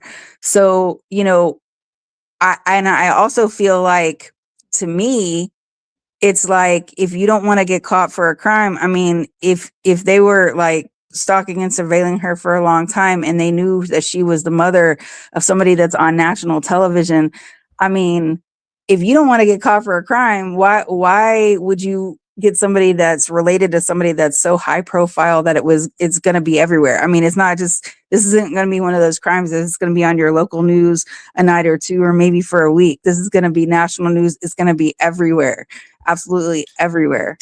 So, you run that risk too. And then you have a victim that's that age. The odds are of that going bad, for a lot of reasons, are there. And even though I know some people are warped in their thinking and may want it to get her attention, I still don't think it got her attention, of course, by getting her mother. But if she doesn't know who did it, then she still doesn't know who that person is. And that wouldn't accomplish the fantasy. Does that make sense? So, well, if the fantasy is to watch her hurt, watch her in pain, watch her, you know what I mean? True, but there's other ways that could have also been accomplished. Instead of taking the risk. That's what I'm saying. It's like that advantage doesn't take out the risk. There's other ways that he could have done that without having an 84-year-old. This person clearly doesn't care about risk. When you watch him walk up to the house, he's not scared. He's not apprehensive. He's not looking around. There's not a sense of urgency. There's a sense of calmness. There's a sense of, this guy's done this before. Well, I sort of disagree in the sense that I feel like he's, an amateur. I mean, he's probably like a little garden variety, low level type criminal or something like that. So in a sense, he's probably done criminal behavior before, but I feel like he's calm because and stuff like that because he knows what he's doing and he knows he's got an easy. When I say he knows what he's doing, is I feel like he's got the inside knowledge, and or has, let's put it this way, has been given the inside knowledge. And I've had Steve on True Crime Web, former Mhm. CSI investigator, also law enforcement official. Mhm. I'm also in former law enforcement, and Mhm. I've actually had another guy who's been on the other side of law, Mhm. and all three of us admit we have seen some of the most calluses, some of the most craziest break-ins, some of the most nobody is walking up there like that. That is something different. That is that's what something way different. and that's This what is a I'm saying. person who is a narcissistic, sociopathic type of person that thinks he's so comfortable to go up there thinking that he knows he's not going to get caught. That there's a level of narcissism in that. And like I said, you have the drone, and you mentioned he's an idiot almost, or a bumbling fool. He's also gotten away with this for I don't know how many days. Cash Patel comes out and throws Pima County under the bus, saying, if it wasn't for them, they sucked. Look at what we did. We got the video out within 3 days. We got this, we got that. All right, dude, you did that in 3 days. Now it's been 163. What's going on now? It's not like the FBI or the first responders ever. When are FBI the first responders? They're not. I'm aware. Yeah. Yes. No. And law enforcement make mistakes. There's no way you're going to get a perfect case out of any case. And so they had the opportunity to go in there, search for DNA, search for things. They had those opportunities as well. And they came up with as much answers as at this point. Now, of course, things can change, and I hope they do. But at this point, they haven't been able to identify this person, and they're now stuck with genealogy and hoping that they find a needle in a haystack when it comes to the DNA. That doesn't scream confidence to me. That doesn't scream that that this guy made several mistakes. I mean, this guy was in the house for a fairly long period of time and had a mouth light on him. And you would assume that there'd be DNA everywhere and stuff, but there's not. And so this guy, and Brian Enton has reported this, that they're no closer to solving this than they probably ever were. And so, to me, I start to tell folks, let's start looking at things from a different perspective. Instead of looking at it from a perspective that this guy's an idiot, let's look at it from a perspective that everything has a reason, and this guy has a reason to do everything, that this guy is more intelligent than we think he is. And if we start off with just the video of him walking up to the house, let me pull this up real quick. I have the wrong one. Give me 1 second. I want to pull up this one, but bear with me. It's coming out on the wrong screen. Is full of kindness. Give me a second. Well, I mean, I agree with you in the sense that, yes, it's taking them a long time, but I feel like they're having to overcome the obstacles of the fact that crime scene was not secured. And I mean, to me, it should still be secured to this day. The fact that they released the crime scene, the fact that they let there's video of the sister-in-law. She's like, she goes in the house and then she comes out the house and puts something in the car. Now, I'm not saying that it's anything that she shouldn't have put in the car. I'm not saying it's anything from the crime scene, but that shouldn't be happening. I mean, I'm not saying it's anything that's nefarious, that she did anything wrong in that moment. I'm just saying that why are they allowing her to do that? If that happened to you or I, they wouldn't allow us to do that. So why were they allowed to go in and out of the house? Do we know that they found anything after the fact? I mean, I don't know. I mean, that's what we don't know. I think they're keeping the evidence close to the vest. But the point that they didn't find anything. Let's put it this way. So if law enforcement went in there, they secured it, then they released it. The FBI says, no, we want to take our look into it. So they re-secure it and they still don't find anything. Does that change what Pima did? Does that mean that it's possible that Pima actually did? I mean, I get the whole mat thing and everything in the front of the house. And I agree 100% the mat should have been picked up. And so should have done flowers and the tile and everything else. I know, we can assume that what we can see is messed up and what we can't see might be messed up too. So I get all that. But, the FBI were out there too. They didn't pick up the mat for whatever reason. I don't understand that either. The FBI were out there too. They didn't do that. The FBI went into the house as well. What if they had the same conclusion? Mm-hmm. I mean, is it possible that they had the same conclusion? It's possible, but I don't believe so. I think the FBI would have kept that crime scene secured. I mean, maybe they unsecured it at some point. I'm not sure, but it should still be to this day a crime scene. Because the thing is, maybe they did miss something, and at any point they may need to go back and check it. And the thing is the reason I feel like it's taking them so long to solve this is some of those initial mistakes that were made in the beginning. And the fact that there is it seems like some sort of animosity from Nanos' side toward the FBI, or perceived animosity, for not involving them. And so I feel like the FBI. I heard it was for something else. So apparently there was an investigation from the FBI into some of the deputies there, and it stems from that. But yeah, there is some there is some dislike there, 100%. And I don't think they were brought in when they should have been brought in. And I feel like that severely hindered things. Then you have the family traipsing in and out. I mean, because even if you do find evidence of the family, you can say, well, they're the family, it should be there. Maybe they did find some of the family, but they're like, hey, that's the normal amount, or it wasn't in the actual crime scene area or something like that. I mean, it's just like if something were to happen to your wife, and if they went into your house, they're going to find your DNA. It doesn't mean you killed your, wife. I mean, but I was saying, if it's family DNA, it's going to be there. But the thing is I just think they messed it up initially. I think it's that they messed it up initially. And so now that's why it's taking a while, because, if the investigation, had the FBI been notified, you have the issue with the lab where he sent it to his lab instead of the FBI's lab. So now it's got to go through that lab. Then it's got to be processed through the FBI's lab. Then they have to analyze it with the evidence that they have. Plus, I'm sure they're getting a whole bunch of tips from all over, just because it's such a high profile case.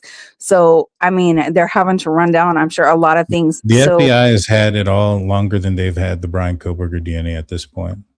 Right. But I feel like that they did everything a lot more properly in Idaho. I don't think so.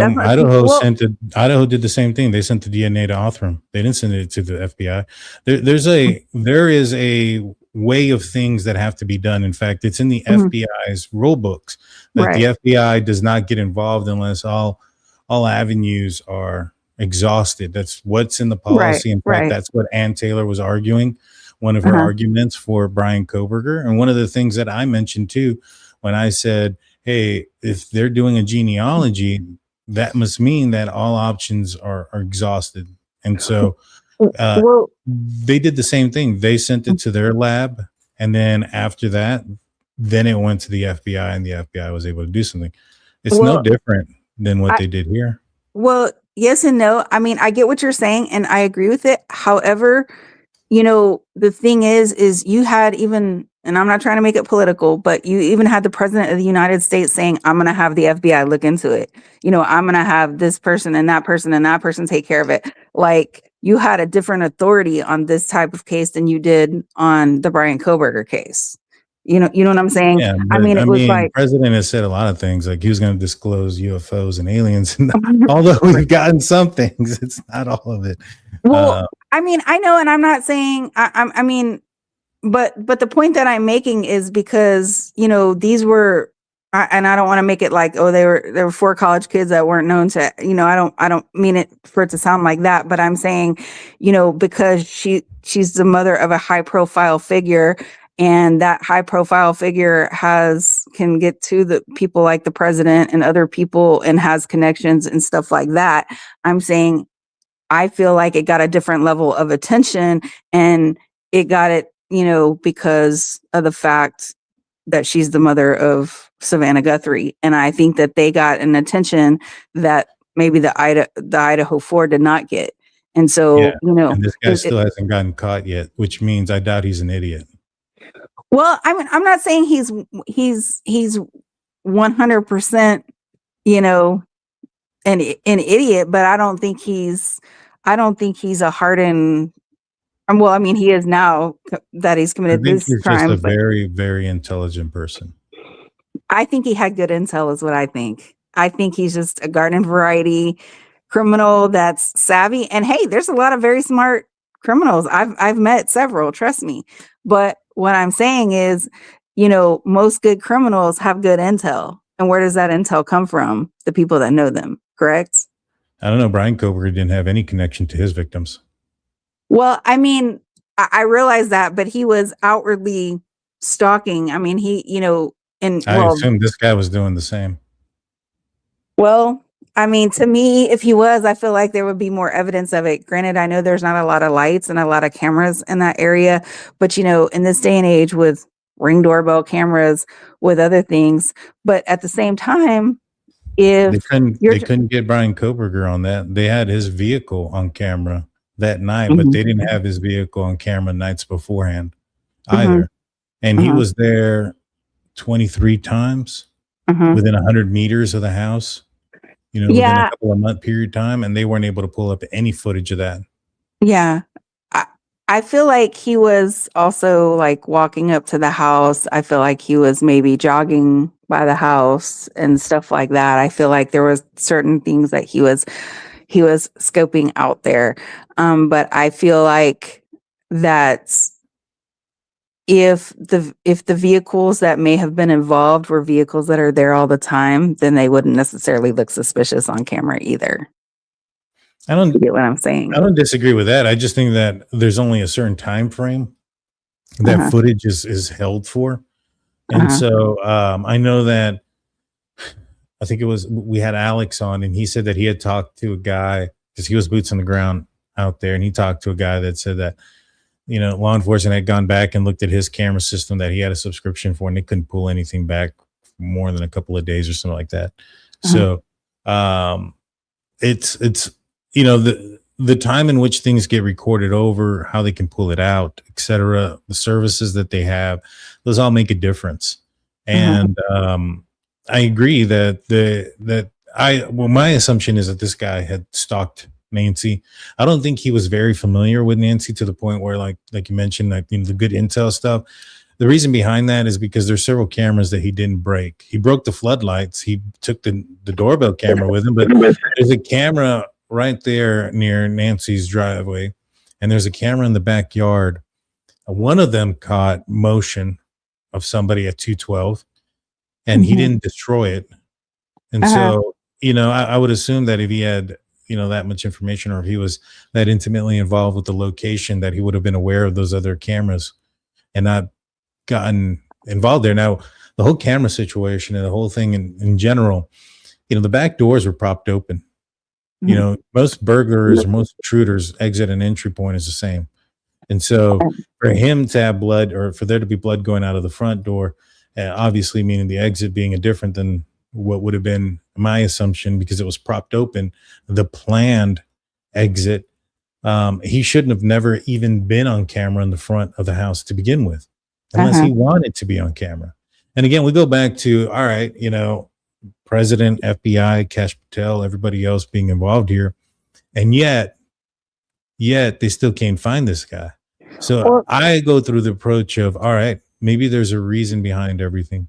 For instance, the gun on his crotch. The reason I believe that the gun is on his crotch is because he's left-handed, and it's an easier way to pull the weapon if it's right in front of you. I don't know if you've seen my breakdown of him being left-handed. Are you aware of that? No. I mean, like I said, I stopped following this case at a certain point because it was frustrating me for the reasons that I have, outlined with you, as well as a few other reasons. But I also think that he could have been. Let's watch this real quick, because I want to show you this. So one of the things that I know, I was talking to a buddy of mine named Mike. He's one of our mods. He told me that, when you're fighting, because he's a boxer, when you're fighting a southpaw, you want to you got to know about that, because most southpaws are left body. Not all. You're going to have a very few that can kick with their right with their left, but there's very few. I mean, there's few left-handed people to begin with. But as he's approaching the house, he's approaching from the left side, but he's approaching and he's going towards his left. He takes a foot up on the left side. He then manipulates the gun with his left hand. Now, I don't know anybody who would grab a gun with a non-dominant hand, especially if it's right in front of them and they don't need to grab it with their non-dominant hand. There's no need for him to grab it with his non-dominant hand, but he grabs it with his non-dominant hand. And then as he approaches the doorbell camera, which has a light shining out, we can see the reflection on his gloves here of the light from the doorbell camera. He's using his right hand to block, and then he uses his left hand to manipulate the camera itself. Right. And so I don't know anybody or why anybody would do that. That's an uncomfortable position. Most people that are familiar with guns would want to have their dominant hand closest to the gun. If, when I was a police officer, I had my gun on my right side because I'm right-handed. Somebody shined the light at me, it's my left hand that's going up, my right hand staying close to my weapon. And then he turns around and goes downward and to the left and doesn't see anything. And then take a guess on which hand he pulls the plants out of the ground with. Well, here's my hand. Right. But I have a whole theory that when he was covering the camera and stuff like that, I feel like she was already out of the house. I feel like he went in the back. There's no blood on the floor here. That's the front of the house though, right? Yeah. So you think he went out the back and then came out the front and put the blood there? No, I think that maybe he came out the front, and I think that at some point he realized there was a camera there, and he went back and took the camera down. That's tried to come. I mean, I don't know the sequence in which the blood got there. I don't know. Can you see that there is no blood there for certain? Because that's hard to tell on the black and white camera. But there's fairly positive there's no blood there. And then, okay, because it's funny that you say that he's left-handed, because I thought he was left-handed based on where the blood fell. Because I felt like the person was, or I was leaning to the fact that he was left-handed, because when they were coming out of the house, I feel like that she was on the left side, because that's where the blood was at. Like if you're going out of the house, if I remember correctly, it was like on the left side. And I feel like that he was probably controlling her with his dominant hand, which would be his left hand. If you're a left-handed individual and that's your dominant hand, that's also how I would think, lead somebody out of the house with whatever your dominant hand is. And so the blood is on the left-hand side. So if I remember correctly, like if you're going out of the house, it's actually, I think it's on the driveway. It's on the right-hand side. But me personally, again, I was trained, so it's a little bit different. When I escorted prisoners, it was on my left side because I had my gun on my right side. I didn't want anybody near my gun. And so, again, I was trained to do that. So it may not be the same situation here. I want to thank real quick, Sirius, for gifting 5 Drunk Turkey Show memberships. Thank you, Sirius, for being here. Awesome mod, awesome friend and member of the community. Now, so to me, I figured he was left-handed because as time went on, I was like, this guy's not an idiot. There's no way he's stupid. And so there's got to be a reason for everything. Why does he have the gun in the middle of his crotch? Why is it the wrong holster? Well, one, if he's left-handed, he doesn't want people to know that because there's a small percentage of people that are left-handed. 2, he's got to buy a left-handed holster. I live in San Antonio, Texas. I haven't checked Tucson. In fact, I'll do that here in a little bit. But I wonder how many left-handed holsters for a revolver are there? Not a revolver, for a Glock or this type of weapon. I out there in that area. I know in San Antonio there was 2 million people. And so, if you're purchasing this on the secondhand market, you're going to be noticeable because you're left-handed. If you're purchasing this, out in a store, it's going to stand out like a sore thumb because it's left-handed. Now, Yes. you get the wrong holster, because if you get the right holster, it's a little bit more difficult to pull out from an uncomfortable position or from your non-dominant hand. You get a holster that allows the gun to fall out, so that way if you have to yank it out, for a weird position, then it makes it feasible to do so. And Right. so, to me, I just think that this guy's not as, I think he's a lot smarter than people give him credit for. Well, And I don't actually disagree with you when I say he's like a garden variety criminal. What I mean by that is that he's a person, like you said, a sociopath, psychopath that doesn't mind doing evil things to evil people and is very cunning and calculated in what he does. But at the same time, I still don't think that he's the mastermind is what is the point that I'm making. I think that he's calm because he's a sociopath or psychopath, and they're just not easily excitable about these type of things, first of all. But second of all, if you have the intel and you feel comfortable in what you're doing, and your victim's 84 years old and stuff like that, and I think you're pretty confident about what you're getting ready to do. well, I don't think there's more than one person here. I might be the minority on that one, but I haven't seen evidence of a second person yet. If I see evidence, then that'd be one thing. I But think there's maybe only one that went in the house to get her. That would make sense because it would reduce the level of chaos, and it would reduce the level of DNA getting on the crime scene and, any other evidence and so forth. But I feel like that somebody had to subdue her, and, that had to be one person. And then I feel like you also have a getaway vehicle, so a getaway driver. So I feel like, that there was at least 2 people involved. And I think they've even said that publicly, that they feel like at least there was actually 2 people involved in the abduction, whoever those 2 people were. But it also doesn't mean that they were the masterminds of it. They could have just right, been, I don't think there's anything been said public that there was more than one person. But well, maybe when I say that, maybe I mean like different people that are, from like different, just like professors and different stuff like that deal with this and be like, there's no they way that I think it could speculated. just one part. Yeah, it's, speculative, but I would make that educated guess too, that it would have to be a second person involved. I don't think there's proof of that yet that we know of, but I feel like there's a second person involved. Well, the thing is, you're as strong as your weakest link. And, the only thing is, I think that if this person was an idiot, he would have gotten caught, regardless of anything. You can lead a horse to water, you can't make it drink. I can tell somebody everything in the world about mathematics and things of that nature, but if they're not interested, or they don't know, or they can't compute, or they can't, understand the words that I'm saying, it's not going to make a difference when the test comes out and I'm not there.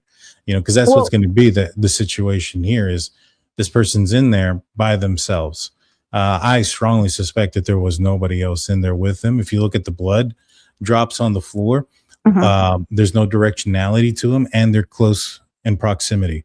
They're very close in proximity to each other, which means that Nancy, the person who was bleeding, was walking slowly, not carried, not lifted, not any of those things. And if you had 2 people and you're trying to get out of there as quick as possible, also she's not hooded nor she gagged, because has coughed up blood onto the ground. And so you're going to be walking gingerly, slowly, with somebody that is capable of screaming. Oh, right. I feel like there was only one person that went in the house. I'm just saying, I feel like there was somebody outside in the car, like in a vehicle, waiting to take her away. Well, and if that was the case, that's not the mastermind. The mastermind is the guy that's in the house. This guy here, the cool, calm, collective dude who knows what he's doing, understands the plan, knows the ins and outs of the plan. That's the guy. That's the mastermind here. If there is a second person involved, I agree 100%. They are a getaway driver. I do not think that they're the mastermind. I don't think that they're, and again, I mean, I go back to this drone in his backpack. That sounds like a fantasy thing. That's not something you typically share with somebody. The fact that he's on camera sounds like a fantasy thing. I mean, if this guy also is standing there, and knowing about the Nest camera, knowing about the blinking situation, I think he would have known how to take the camera off too, or the doorbell camera off. Especially if he's a tech dude. I mean, it wouldn't have been very difficult. And he had other things. So if he was trying to cover the camera, there's a reef on the other side of the door that would have done a better job.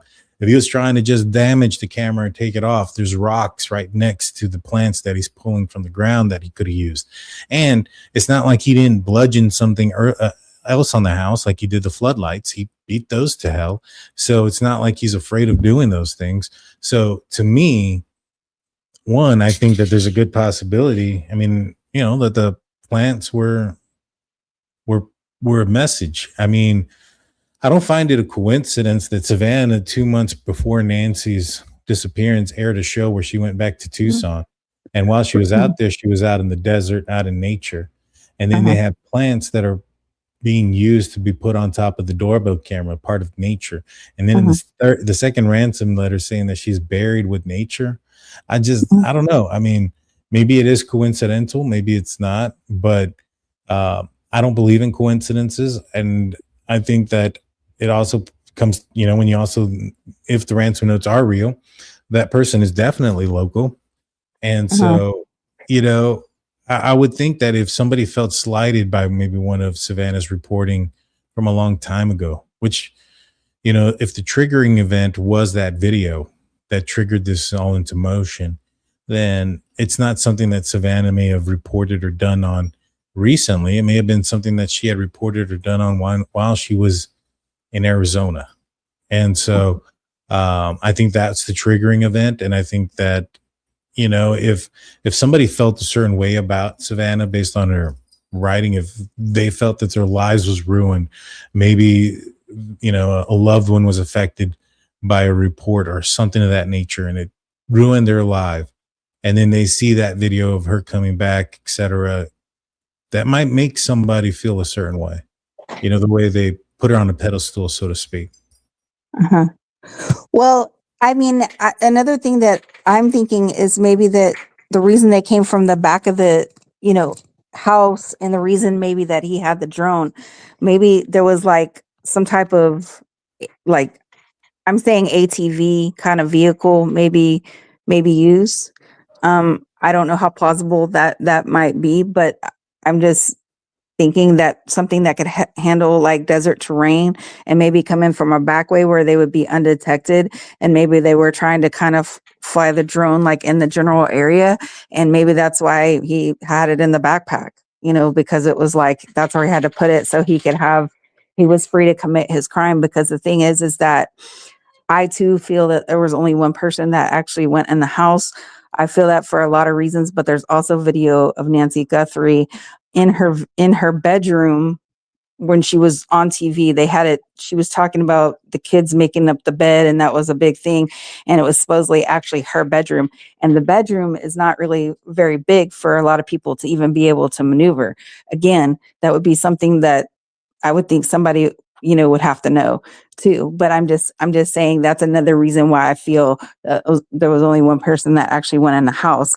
But I feel like there was a secondary driver of some type, whether that be a vehicle or whether that be ATV or some other method of transportation. So just a thought. Maybe. I haven't thought about the ATV thing.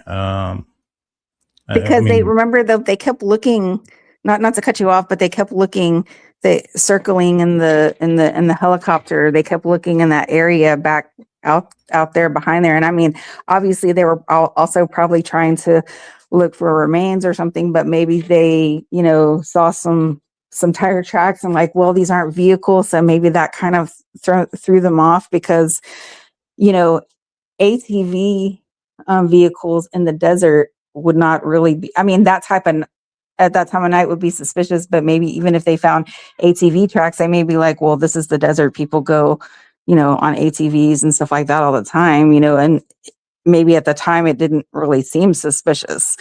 You know what I'm saying? Because if you're in a place where that's the terrain, a lot of people do that, then it may not look suspicious at the time, you know, or maybe it did and they took prints of it, but they haven't been able to find the person to relate it back to or find the ATV that she could have been in. So, you know, just a It's thought. possible. It's possible. I haven't gone down that road. I see a lot of like logistical issues with like maintaining her on an ATV, being injured and elderly and stuff like that. But Mhm. you know, if it's a relatively short trip somewhere to get to another vehicle, and then you also have to transport the ATV out of there. There's just a few things that kind of make it a little bit too complicated. But I wouldn't be surprised if they don't have a vehicle. So I mean, God knows how they got out of there. I mean, that's my opinion. They don't have a vehicle. But Stephanie, I want to thank you so much. I'm going to answer Sorry. a couple of questions and see if anybody wants to jump on. Okay. Yeah, I'm sorry. I didn't mean to take all your time. Sorry. Oh, Thank no, you. no problem at all. Nobody else jumped in. You know, if somebody else jumps in, then obviously I would have said, hey, you know, let's give somebody else a chance. But nobody else did. So I'm going to see if anybody else wants to now. But Okay. thank you Well, so much. There was a thank great you. conversation. Yes, ma'am. Thank you. Bye. That's Stephanie, y'all. Good, you know, bravo, hands. She did a great job. A Boomer comes in with $4.99. Thank you, Boomer. Casey comes in with her membership for 19 months. And BRTYN, Just for All, comes in with 5 gifted Drunk Turkey memberships. Oh, Liberty, Just for All. Liberty and Just for All. There you go. Sorry about that. My eyes. I have you guys on the smaller screen. If anybody wants to jump on in, get on in, hit the link. I'm going to answer some of your questions. Make sure you put a couple of stars on there so that I know that you're talking to me and that you want that question answered. Obviously, super chats will definitely be answered, and those are easy for me to see. Let's see. Yes, please put a couple of asterisks there. My sound is so much better than the Airbnb. Yeah, I was in a small room and it was just so echoey. I was having some flashbacks last night on my Steelers show, thinking I was still echoey. I'm almost, let's see. Hey guys, good evening. I'm looking for the stars, guys. And if anybody wants to jump on, hit the button. Please consider being a member. Hit the like button. Let's get the likes up. I'd appreciate it.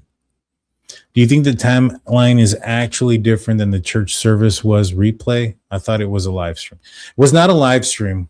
That I wanted to go and look that up for, you know, for a fact. Man, I'm about an hour behind. This is at 9:25. Piece of Jesus, 2 for All. It's not a live stream. It's a video that is aired, but it is not a live stream. Oh, that's the wrong video. Pull it up. Oops, wrong one. This is it. This is what was aired February 1st, 2026. Not very many people have seen it. It's only got 2,100 views. And this is the digital gathering. Not a live stream. This is a recorded video. So live streams, they've only had 3, and they were all after Nancy Guthrie disappeared. These are videos, and this is it. This is the one from February 1st, 2026. Videos, not a live stream, not anything other than that. Let's see. Hey, my buddy Steve. Best case for LE abduction for ransom with digital trail, notes, contact. Worst case, law enforcement wrong about the abduction ransom, then law enforcement will have to rely mainly on processing the scene and collecting the evidence. Great piece of advice right there and comment. You know, law enforcement is divided on whether or not the ransom notes are real, which tells me a couple of things. Tells me that, one, there's some information in there that is interesting. But 2, it's not to the point where everybody agrees that it's only information that the killer or the abductor would know. Right? Because if it was something that was very concrete, like, you know, when I took her out, we dropped a picture, family picture that in the hallway, and they found a family picture on the hallway, broken and smashed and on the ground, you got something there. You know, if it's just the Apple Watch on the ground next to the bed, that's interesting, but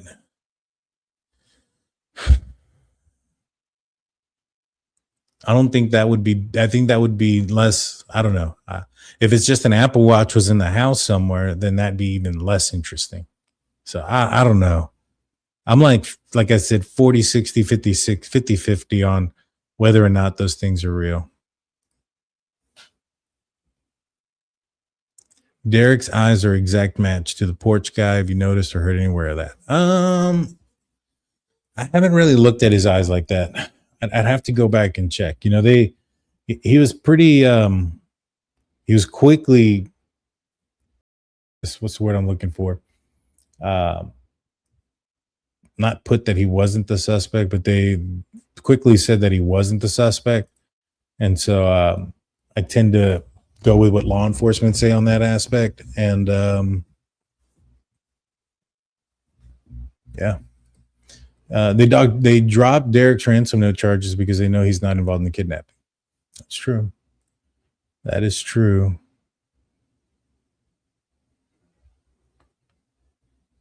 You cannot even drink alcohol on bond without revocation. I mean, it depends on where you're at and how strict they are, right? You would assume that they would be pretty strict and all that here, but I don't know. Arizona and California can be, is this a pre-recorded show? This is not a pre-recorded show. This is the real thing. I just answered that one. Sorry, I was so late. Hopefully you're still here. I'm like an hour behind still on. Do I think that A&T's car getting impounded 41 days after they arrested Derrick in California is kind of strange? I don't think it was impounded. Well, I don't know when it was impounded, actually. So there's an investigation, there's an accusation, an investigation, and then there's also the result, right? We have to look at all of those avenues, right? And we can't get stuck on one. So just because there's an accusation of something doesn't mean that it's real or true. There needs to be an investigation to determine that. Now, just because there's an investigation doesn't mean that the result of that investigation is that the accusation was real. The results matter. And the result of the investigation was that, 41 days ago, 41 days into the disappearance, that's over 100 days ago, and there still hasn't been an arrest or anything linking towards the family. In fact, since then, law enforcement has cleared them. Do I think it's weird? No, I think they were covering their, crossing their T's and dotting their I's. Like I said, I strongly suspect what Ashley Banfield reported early on, that Tommaso was a suspect, was very true. I think he was a suspect early on. I don't think that's the case anymore.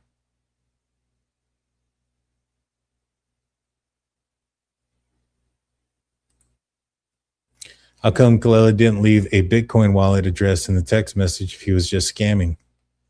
Well, he asked him, do you have it? Are you ready for the transaction? We're waiting on our end. I don't think he told him to put it into that account. Right? But that's why they investigated him. And that's why they looked at it so hard and why they were trying to figure out who he was. 7 degrees of separation. I agree.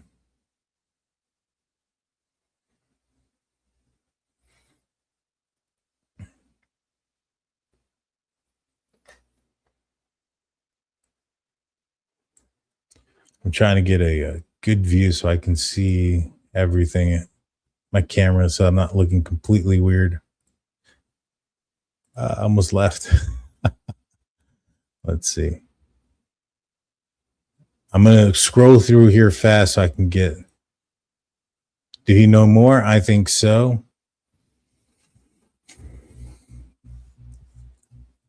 I mean, if he was involved, I don't think they would have given him a plea deal, for one. Two, if they gave him a plea deal based on information that he had, that information would have already panned out. They would have had to have panned out for him to give him a plea deal. They don't just give plea deals just because somebody says that they know something. Like if I got in trouble with the law and they were trying to arrest me for something, and I said, hey, I know who, I know the truth behind the JonBenet Ramsey case. They're like, all right, well, tell us. And, if the information pans out, we'll hook you up with this and that. And you can negotiate what your plea is going to be and stuff. But the information has to pan out. Right. And so did he know more? I don't think so. I don't think he knows more of a bunch of things, to be honest with you. I don't think he knows more of a lot. Let's see. I am at 9:49, so just less than an hour behind on chats. If he knew anything of substance, the case would silently continue. The conspirators secretly investigated, not highlighted for offenders to be forewarned. That's true. They wouldn't have come out and made this as a spectacle. That is absolutely true. Great point there, Steve. I'm going to re-highlight that because that was an excellent point. Basically, what he was saying is if he had more information and they were using this, they would keep it, on the down low because they don't want him to get hurt or any of those things. Interesting that the only DNA in the house is the families, as they were in the house, they reported missing. That's not the case, because if the only DNA in the house was the families, then there wouldn't be nothing to send to genealogy. So that is absolutely false. You wouldn't need the genealogy if you understood who everybody's DNA was. So the fact that they're doing a genealogy means that there is several. My guess is that there's several unknown DNA samples in the house. Now, just because there are DNA samples in the house doesn't necessarily mean that they're involved in the crime. Nancy Guthrie was in an Uber, shortly before she was abducted. So, how much DNA can she get transferred there? But yeah, no, I don't know where you got that from, Nina Drew. That's not true. The mere fact that they have unknown DNA in the house to send to genealogy, says that there's other DNA in the house.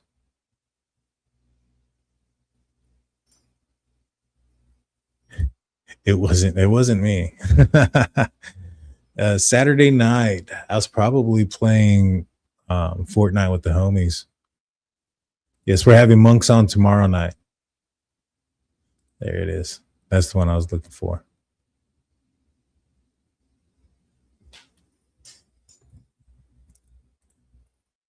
Tomato is 5'9". He is, but have you seen his nose? Have you seen Tomato's nose? Well, you know what? Let's pull this up first and foremost. Share screen. Like I said, I like to look at details of things. Let's look at the eyes. You see how almond the eye is here? This is not the case here with this guy's eye. These eyes are different.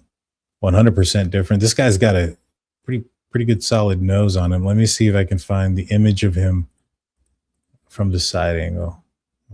There's one. Like, this guy's nose is almost non-existent. And there's a different head shape here where you can kind of see it too. You see this guy's nose sticking out. Now, this mask here, JLR wore it, and when he turned to his side, now I don't think JLR has like a massive nose or anything like that, but this mask did him no favors. In fact, it made his nose look bigger than what it really was. But I have several images of them together. I wanted to see that, Are they the same? They are not the same shape. These are fairly different shapes. So I highly doubt that the person on screen there is Tommaso. There's so many. Oh, here's the other image. I went the wrong way. You see how his eyes don't go down, don't look like this? There's almost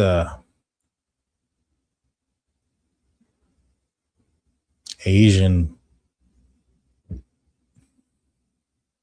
type appearance, how almond they are. Oh, there's me. And these are different images of his face and eyes so that we can see that it does not look the same. Head shape don't look the same. Nose don't look the same. The eyes don't look the same. I don't think this is Tommaso.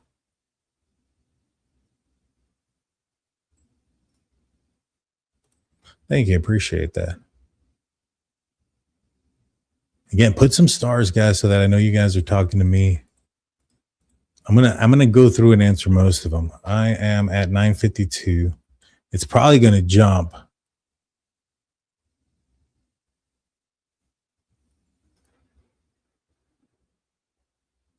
So, I mean, if the family is involved, I would say that they had to have gotten somebody else involved to help them. But this person would be, as calm and cool collective as this guy is, they must have hired a professional, because this doesn't look like if this is Tommaso that's walking up all calm, cool, and collective, that's not what you would expect somebody who's not. That's not what you would expect out of somebody who's going there for financially motive, that, off of a whim, off of a plan that they just had, have never committed a crime before. Those things don't make sense to me. They don't jive. Do you think the timeline is actually different if the church service was a replay? I thought it was a live stream. No, because the New York Times talked to the friends and they said that they spoke that the plan was supposed to be at 11 a.m. Everybody's jumping to a conclusion that they must have met there earlier because the video is put out earlier. But just because the video is put out earlier doesn't mean that's when they decided to watch it. And again, it's not a live stream. It's a recorded video. Well, it's nice to think that we can. Well, it's nice to think we can think like a psychopath and how deviants operate. That's a huge mistake I've witnessed time and time again. That's true. That is true. It takes a lot. Most people don't think if this person was thinking logically and stuff like that, then they wouldn't be committing these crimes.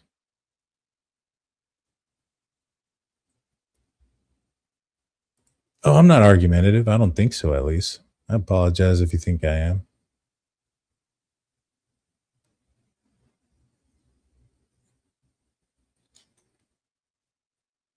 I'm just kind of at a point where I'm really struggling to believe that the family is involved with everything else that's coming on. Steph made a lot of great points, and a lot of them that I said also were great points. Made it very difficult for it to have been like the family, like the president, FBI, top of the FBI are involved. Man, if all of these agencies, and it's as priority as it is, 100% guarantee you guys that within 14 days of the time, no, let me rephrase this.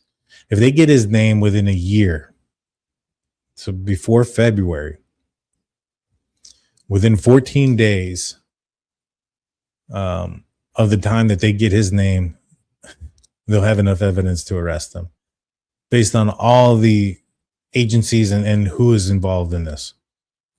I strongly suspect that. That would not, and the reason why I give it a year is because after a year, events timing records can be difficult to acquire.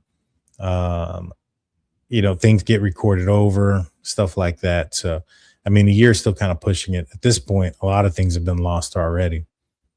But, look at what they did with Rex Huerman, right? They arrested him how many years later? Zodiac, not the Zodiac, Golden State Killer, etc. Now, they had left DNA and it took some time, but once they got that DNA and that information, they were able to piece things together. Oh, hey, like with Rex Huerman, all these women went missing. And they look at the financial records of his spouse, and she was gone every time. Ain't that suspicious? You're going to see some stuff like that. There's going to be some clues once they get his name. And given how many people are looking into it, It shouldn't take long. So and especially if they're holding on to genealogy, then I 100% believe that the person that committed this crime is unknown to you and I and to law enforcement at this time.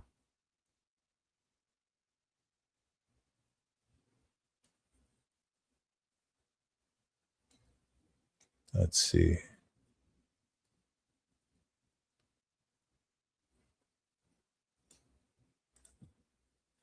Only exterior was unsecured temporarily. Inside has always been secured and probably has been processed with the best techs available. All agencies involved, including the FBI. I agree to that the outside was unsecure. We don't know how secure or insecure that the inside was. You know, the FBI got there, they reopened the house, and based on the fact that they haven't solved it yet, tells me that they didn't find anything that Pima County didn't find, or at least anything of substance that would have led to an arrest.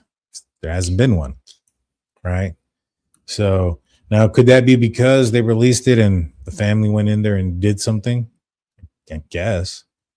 But there would be evidence of that, right? If the family went in there and all of a sudden, the FBI gets there and there's evidence of a cleanup, then there wasn't the evidence of a cleanup beforehand. That's going to be pretty dang suspicious, ain't it? You know what I'm saying? So, I would assume that if those things happen, that we would see something like that. You know what I mean?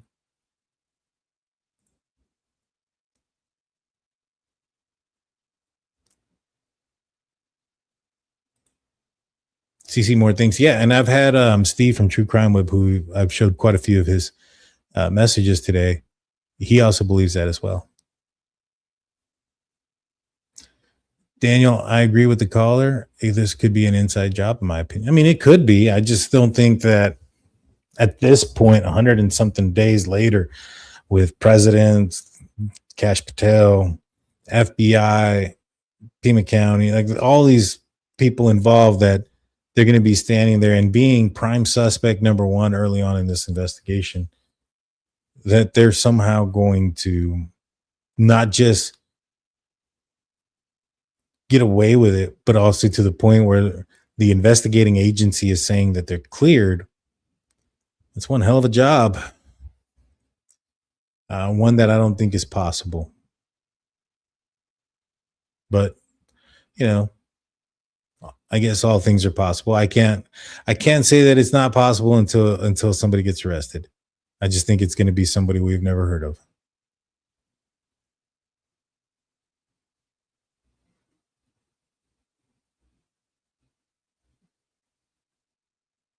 Let's see. Hello, chat. Hello, everybody. They didn't knock down the house. Idaho did. Everybody knew about how pissed off everybody was about that. And they still got their guy. Just because mistakes are made or just because things don't go the way we want them to go, don't mean that one or two little things is going to overcome, the entire case. Now, we see some pretty glaring things. I'm not a fan of Nanos. I'm not a fan of the job that they did outside. Again, I don't know what they did inside. We haven't seen any of that. We've seen what they left outside, and if that's any indication of what they did inside, then yeah, there's some possibilities there for some mistakes. But as one of our commenters said, CC Moore said that there still could be DNA and things that you can find inside. I've had Steve, True Crime Web, CSI investigator say the same thing. I believe the same thing. FBI got in that house after the fact. And, they had every opportunity as much as law enforcement did, or Pima County.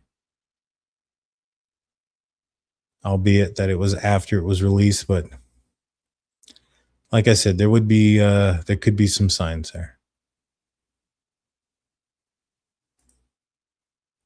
So he would be in prison right now if you were right. If I was right, I don't think so. I mean,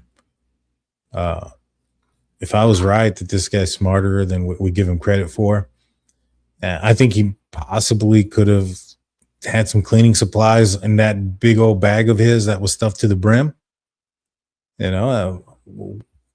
How could that have affected things if he was spraying Lysol or bleach behind him? Possibly.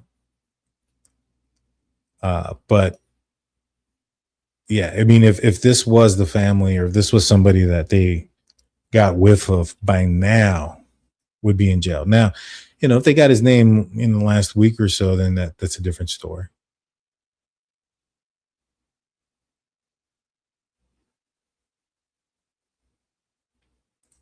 They didn't walk away, so how did they remove her? What do you mean they didn't walk away? They did walk away. Let's see if I can find my... I'm going to look for my blood photo.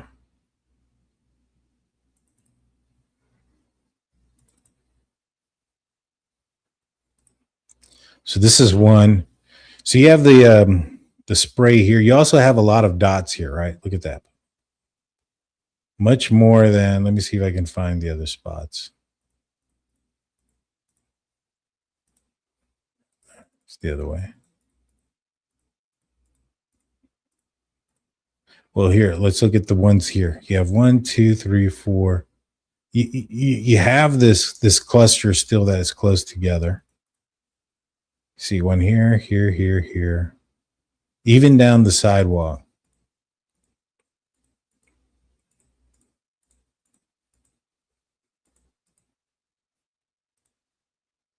Oh, look, so here's the other. This is one print here. This is another one. This is on a edge of a tile, and I'll show you guys where these are.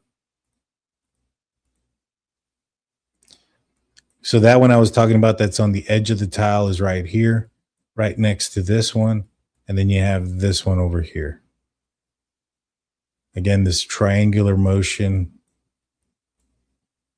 Again, this is after two steps. So blood would have, so it's not as thick because of how many steps they've already taken.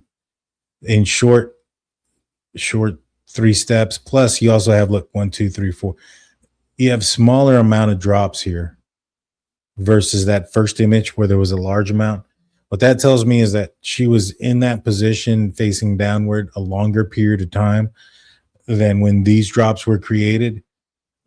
But these drops, because there's no directionality and they still are relatively close in proximity to each other, is an indication that she is moving, but not with a quick pace.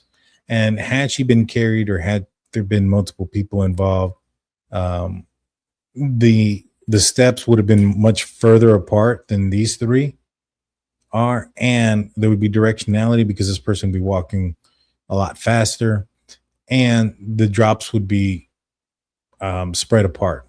But that's not the case that we have here. So I believe they did walk away. Now, I think they had a car parked here, came around, got into the vehicle, and but when I say they, I don't necessarily mean more than one. I don't know. Could there have been another person there? It's possible. I have no idea. I just don't see any evidence of that yet. I think law enforcement would know. That luminol would tell us a lot, if there's multiple footprints, etc. Law enforcement probably have an idea. This pot right here, I find interesting that it's by the open gate here, and it's empty, kind of like the other pot that was used to hold open the back patio door. Which, when I looked at different drone footages after this, that pot is missing. It's never there again. So what does that mean? That means that law enforcement picked it up. This one right here. Law enforcement picked it up after this. Why would they do that? I mean, they didn't pick up the doormat. They picked that up. Probably an indication that they felt that the person touched it. I still think they should have taken this mat, but obviously they didn't. And here are those steps I was talking about earlier. And as you can see, look at all these little drops around her. There's a lot more drops in this area of blood than, for instance, right here, here, or here. So she was in this position for that, cluster to be as close as it is. means that she was close to the ground when she coughed it up. Not gagged, not hooded, facing the ground. No handprint. No handprint in the blood. No handprint. Like, for instance, if she had her hand on the ground and then coughed blood on her hand, then that would leave an outline of a hand. We don't see that either. That tells me that she was most likely restrained. Whether her hands were tied, zip tied, handcuffed, something of that nature, but her hands were most likely restrained.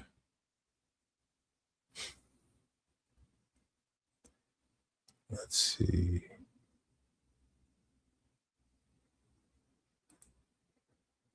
From what angle, or have you thought through that far? Oh, that's not to me. There is a lot more to the porch guy that meets the eye. I agree to that. I agree. Daniel, have you analyzed the reflection video from the overhead light?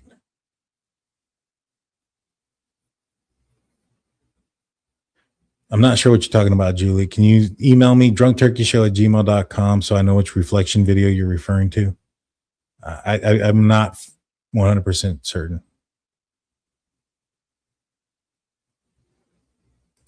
Why do I wear sunglasses? A couple of different reasons. When I came up with the idea of the show, I wanted it to be that vibe of like me being on the radio, like that old school disc jockey with the sunglasses, smoking a cigarette. And I don't smoke, so I don't have that part. But I wanted the sunglasses for that. Second is also because of all these lights that I have going on. I have something called keratoconus, and it affects my kind of a little bit sensitive to light, and it gives me some headache. So I wear the sunglasses for that. But that wasn't the primary reason. I started because I felt like it was cool, you know, gave me that feel from like a 70s disc jockey.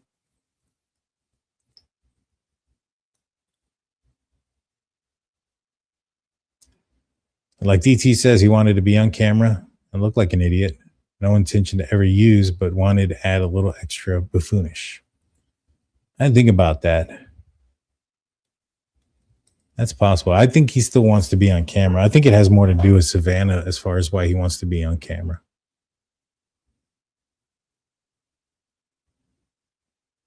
He only used the gun to pistol whip. I mean, it's possible that's what caused the blood. I couldn't tell you, you know, what, if anything?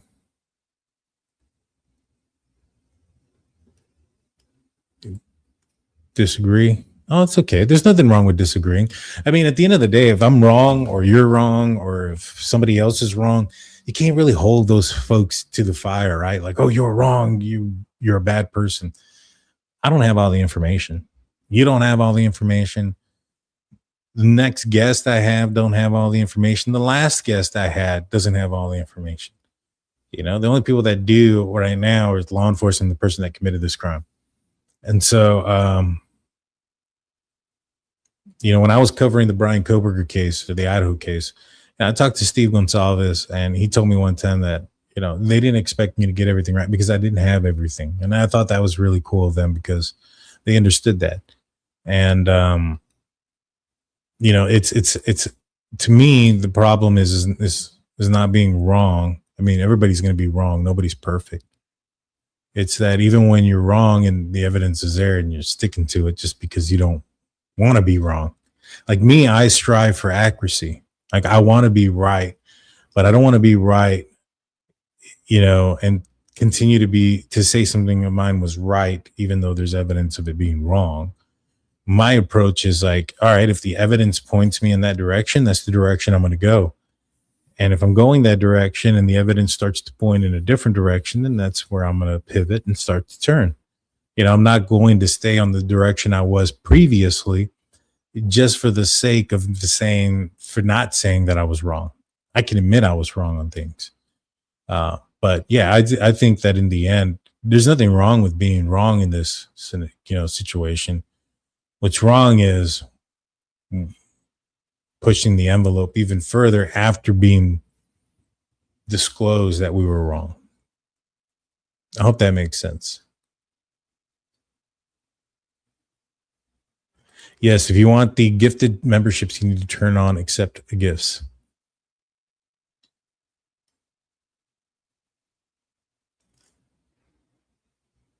Where's that footage, by the way? Which footage?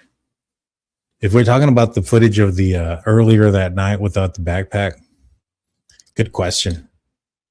The footage between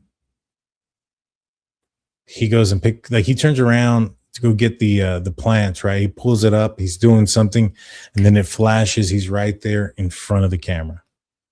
Doesn't show him walk back up. Why not? I don't know.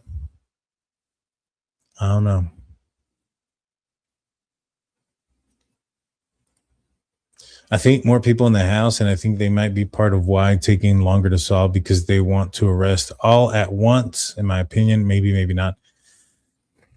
Maybe. I mean, here's the thing. If you have more than one and you can get one and you can break that one, and you can, right?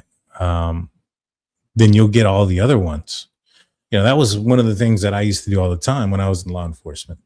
I remember a scenario once where we had a hit and run situation, right? And this is evidence that law enforcement lie. So we had a hit and run situation where somebody in a truck took out some trees that were along the frontage road on the street. And these were like baby trees that were just planted. And they thought it'd be cool if they got their big truck with their grill guard, if they go and run over them. Well, anyways, we find out who it is, right? We pull them over. We see them, long story short, is we see them and we pull them over. And I pull over the vehicle, and I didn't see them like in the act.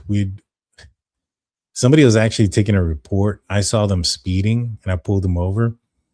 And while I was talking to them, they were acting kind of nervous and stuff.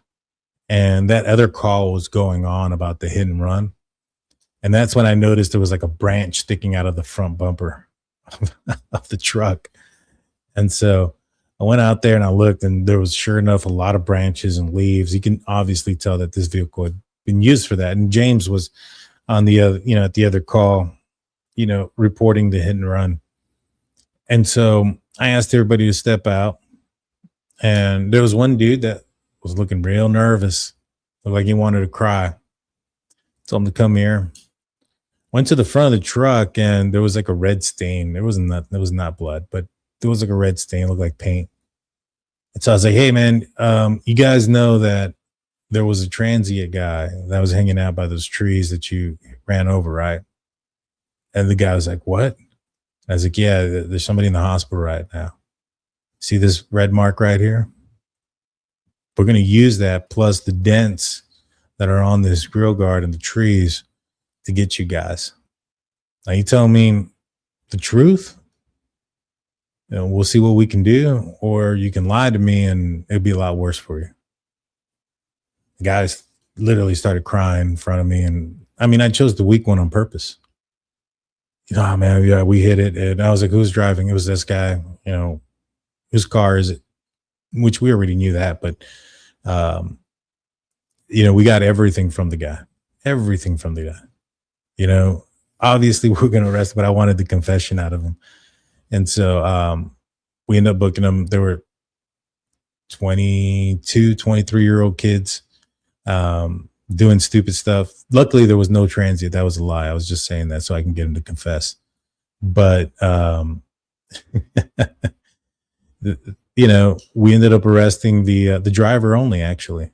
We let the other people go home. The driver was the only one that went to jail that night.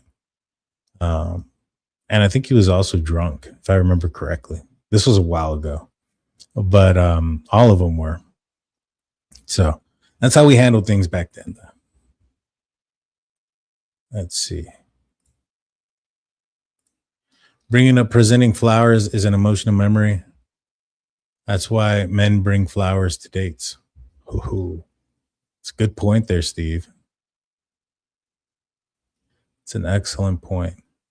About 30 minutes away on these. If I miss your question, put a couple of stars on them. Re-answer the star, because I'm like at 10:37 and we're at 11:11. So I'm trying to catch up here.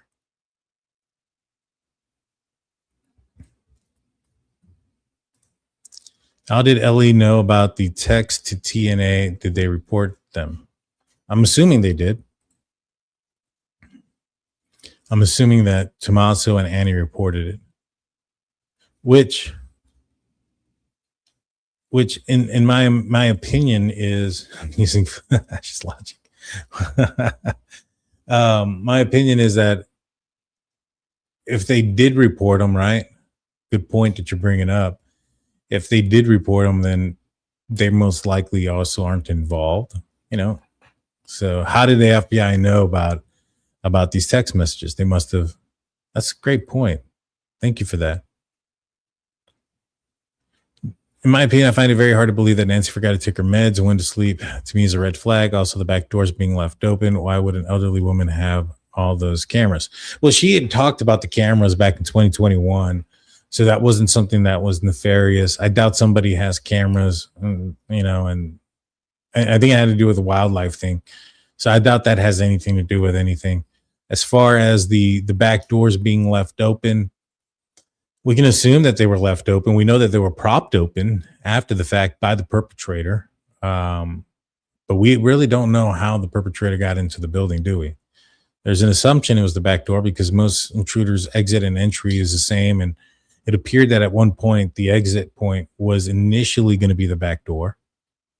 And why didn't she take her night meds that night? I have no idea. You know, I'm assuming she was helped to bed by Tommaso. Maybe it just slipped her mind given how late she was being dropped off.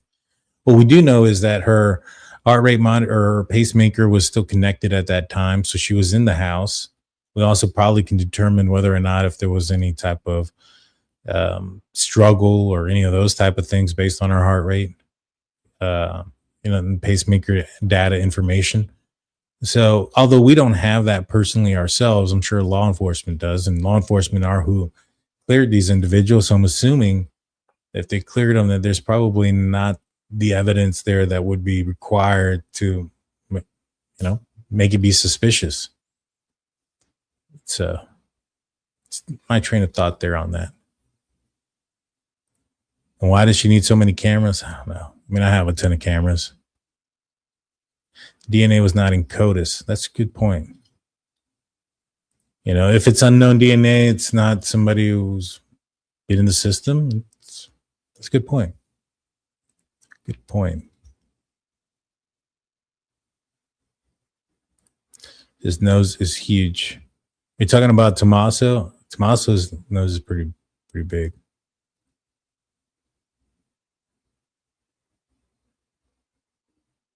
Two masks. That's a possibility, you know, that he's wearing two masks. And if he is, that might make the nose come down. Tommaso walks like the porch guy. Not necessarily. I mean, if you're looking at I don't think it's a fair representation if you're looking at the two walks. For one, porch guy, when he's walking up, that's an exaggerated walk. He's looking down. He's swinging his legs. In fact, let me pull it up real quick so I can show you this. This is going to be interesting. All right, so right here, this one. This is the first step that he's on the sidewalk. Now, here's his second step.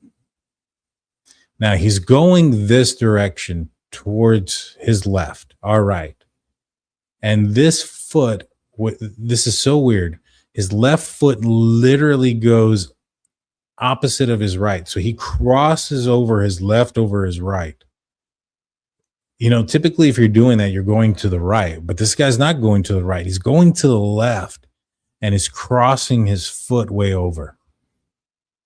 This is an exaggerated walk. This is him probably trying to hide something. Maybe he does have a weird gait that he's trying to hide, but that is an exaggerated walk, and he's looking down and he's swinging his arms wildly. When you watch Tommaso, if you're watching the one where he's walking with Annie and Savannah, one, he's got two people on either side of him. They're close in proximity. That's going to manipulate your gait. There is another one where he was walking around the side of the house and he's by himself, and it looks absolutely 100% different than what we see here. The gate is a lot wider. His gate is shorter when he has Savannah and Annie next to him, because one, they're ladies and they're females. He's walking with them and they have shorter legs, and their gait is shorter. So he's walking in tandem with them. And so I don't think it's a fair representation to say, look, you have these two guys that are walking, and you have one that's clearly manipulating his walk and the other who is clearly manipulated in his walk based on the people that are around him. I don't think that's a fair representation to say that they have the same walk at that point. I think that there's one part that looks similar where he's stepping, but again, when you look at how the porch guy's actually stepping in that moment, which is this one, because his foot kicks out. This is the one that Monks points out at. If you look at this, I've never seen Tommaso cross his legs like this to walk one direction. And I think that while he's crossing his legs like that and pointing his toe outward, this guy probably has I wouldn't be surprised if an injury to his left leg, or maybe perhaps he's got like a weirdly, oddly shaped gait that is pretty noticeable, and he's trying to hide that. Remember, his legs are a little bit bow-legged too. I don't see that in Tommaso's stance either. So I don't think so, but we'll see. Are the cameras in the house correct? Could the cameras have been what saw her in the residence, not the actual person? At 212, maybe. How are people seeing a pickup? I don't know. The family would have known to take her meds, in my opinion. I don't know. Maybe. I mean, they took care of her and stuff like that, but what were they doing that night? Did she have a drink with her? Maybe she's not supposed to mix her meds in her drinks, right? Maybe they're meds to help her sleep, or I don't know. I mean, there's a lot of things. I'm supposed to take medication every night. I am, a lot younger than 84, forget quite a bit sometimes. Not all the time, but sometimes. So JLR wearing the mask helped. See, streamers are useful, and so this is their information. Yeah, I mean, streamers are useful. I have nothing against streamers. I've had Alex, I've had Mark the Shark on the channel. I don't see what the point would be to be out in front of Nancy's house today, but to each is their own. You know what I mean? I believe in the First Amendment rights and stuff like that. So I'm not against the streamers by any means. I may not agree with everything that the streamers say as well.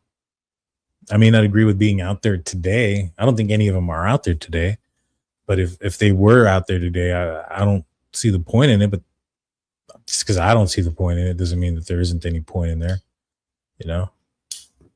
But yeah, no, JLR put on the mask, and it really, it seemed like it did no favors for like his facial features, and the nose thing kind of sticks out. The February 4, 2026, Ash Fork, Arizona, elderly woman vanished from home. 4-hour drive from Tucson. No media updates on Carolyn Legaspi Cosper. 4-hour drive. I'm not even familiar with that, Jack. I'd have to look into that one. That's interesting. Yeah, let's get along in chat, guys. I mean, everybody has a right for their own opinions. You know what I'm saying? Like, you don't have to agree with me. I don't have to agree with you, but we can be, civil about it. Why do you think the sheriff won't answer questions on how the family got into the house when arrived? Why is that such a big secret? Well, there's a lot of questions they don't want to answer, right? I mean, and not just in this case, there's a lot of cases where people will ask certain questions. We're never going to get all the answers to all the questions. And my assumption is that, they noticed the back door open or the front door was unlocked. I have no idea. None whatsoever. Now, why is it a secret? Law enforcement just don't give out information. If that's the case, then what's the motive? What's the motive here? If he has a drone, probably revenge fantasy. If he is the writer of the ransom notes, hello Savannah, directing it towards her, probably also is an indication of that. Him not needing to be on camera, but is on camera is another indication of that. The drone one really sticks out the most, right? Because if his goal was ransom and he wanted to take a picture and just to show them that he means business, you're not going to use the most high quality, high tech, gimbal activated type or gimbal accessorized camera, right? You're going to, in fact, that probably hurt you if you submitted a picture with clear 4K, 8K footage that, you know, could show you in a reflection of something or give away something, right? Maybe your shoe comes out because it's so clear they can tell the make or whatever. You just, you know, a regular camera would work, but that's not the case. You know, you get something that is high def and can record with stabilization, etc. You're wanting to relive that. So that's where I think this is.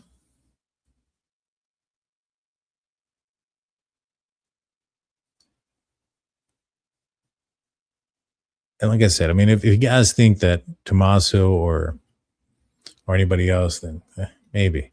ITR showed how they left the sidewalk blood in the area of the sprinkler. I was watching that. I didn't see that. When I was watching, it sounded like he said that there was like an L-shaped blood spatter that could have been an indication that they were turning to the left. My only problem with it is, all right, let's just say that's the case, that they turned to the left. Right here. Right. Turns to the left. Where's he going? Right here? Like, where are you going with an elderly woman to the left? There's a neighbor's house. There's a house back here. There's a house back there. Where are you going? I mean, if you're going this way, all you're doing is coming back down this way and down right here, which with an elderly woman that can't walk quickly, you just wasted more of your time and energy to get her to go around this way than just go straight. And so now they were working on the sprinkler. JLR had posted that. And I thought that was interesting. I still think that the suspect walked around the entire perimeter of the house. And in fact, the image of him without the backpack, I think he's coming from that side of the house. And so I don't know if he took Nancy there though, but I mean, he could have. I just don't see where he's going. Like when, you know, I was told that like, hey, you know, he may have gone to the left. So, okay, well, or to the right. What's out there? What will be the point of doing that? Where is he going? When I looked at aerial images, it's worse. There's nothing out here to do that for. All you're going to do is just pop up back here. You're already on camera. It's not like you're trying to, like, what are you trying to accomplish by doing that? I don't understand it. That's the only thing is I don't get where that, but I mean, it's possible.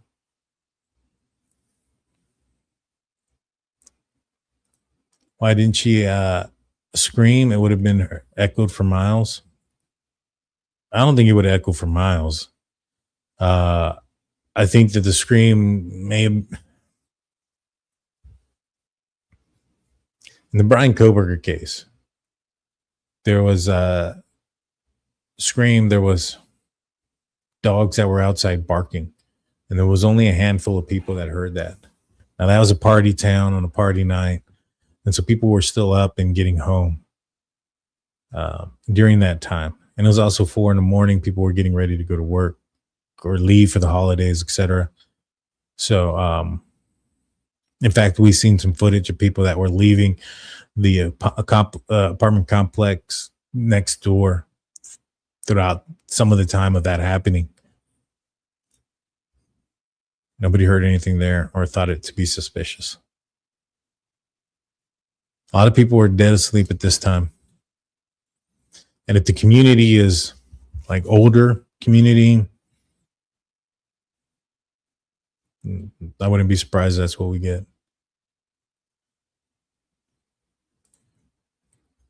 Keep up the great work, Styro7769. Thank you so much, Styro. I appreciate you. Thank you.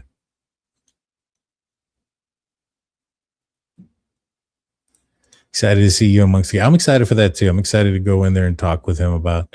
We're going to talk about the FBI. We're going to talk about where this case has gone, etc. I'm excited to have him on. You know, he reminds me a lot of me, like just the way he sees things and how he presents it. You know, I think he does an excellent job.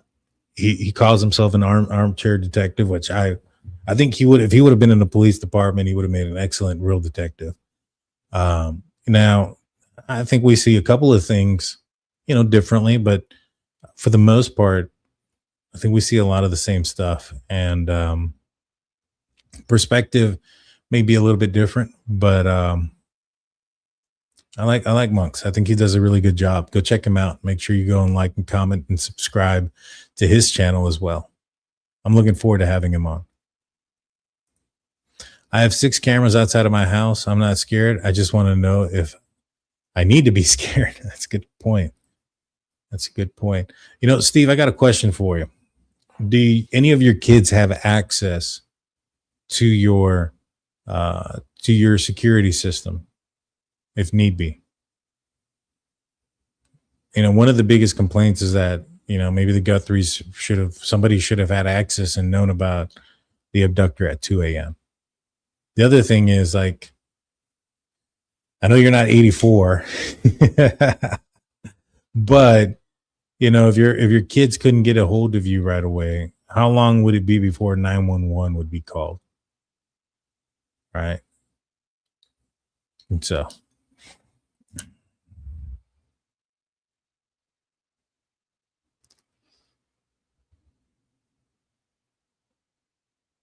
let's see. I think I'm getting close to the end. I think they had her on a dolly in a tarp, so rolling her to the right is easier than step and then back down. Okay. All right. Then if they had a dolly, the only problem with the dolly is I would assume that they would be able to move her faster, because even the drips on the sidewalk are close together. You know what I mean? And so I think that if they had her on a dolly or some other mechanism like that, they would be able to move her quicker. There would be some directionality on the blood trail, and the blood would be separated a little bit further apart. That's the only thing that's the one thing that makes me think she walked, was how close the blood drops are to each other. You know, and no directionality. Just screams somebody walking very slow.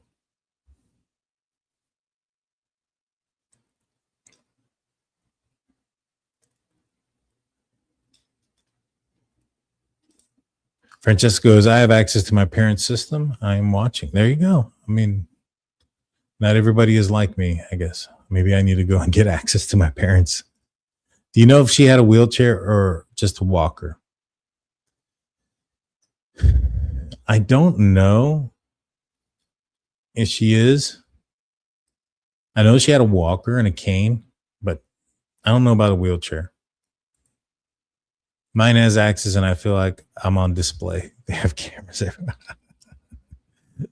Hey, maybe I'm the one that's out, the wrong one. All adults have access. Daughter live in the main house. We all. Oh, okay. Well, that makes sense. Maybe I'm the only one that doesn't have access to my parents. Maybe I'm the bad guy. Making me feel bad, guys. Making me feel bad. I'm gonna have to go talk to my folks and demand login access. They probably tell me I'm crazy, but she may have told them I can't go down the stairs. Anyway, A wheelchair would have made it easy to get her out of there. It would have. I just, again, don't think that the blood drops would be that close in proximity. I think they would have been further apart, and there would be directionality to it.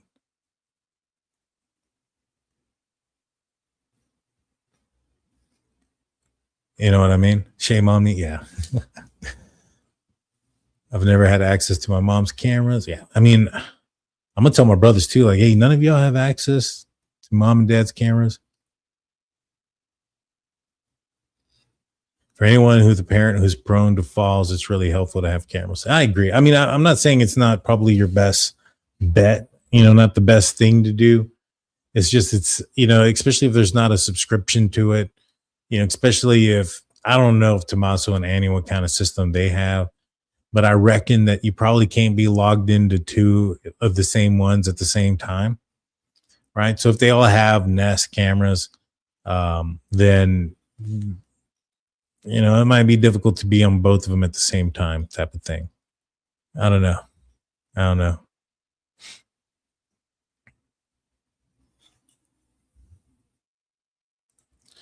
ITR showed the FBI agents followed the blood trail. Well, I mean, I know that there was agents that went off to the right, but were they following a blood trail? Or was it because that there was a water sprinkler that had broken to the right? And when did that happen?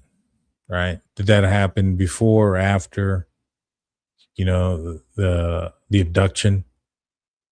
If the guy circled the house before he made entry, he would have walked around the side. Did he trip over the sprinkler system? Possibly. Did he break it? Maybe. And maybe that's why they went to the right. But I was watching the drone footage and things of that nature. I don't know if they're following blood. Maybe they are. Maybe they're not. If there is blood going to the right, again, I just, given how slow she was walking, not hooded, can scream.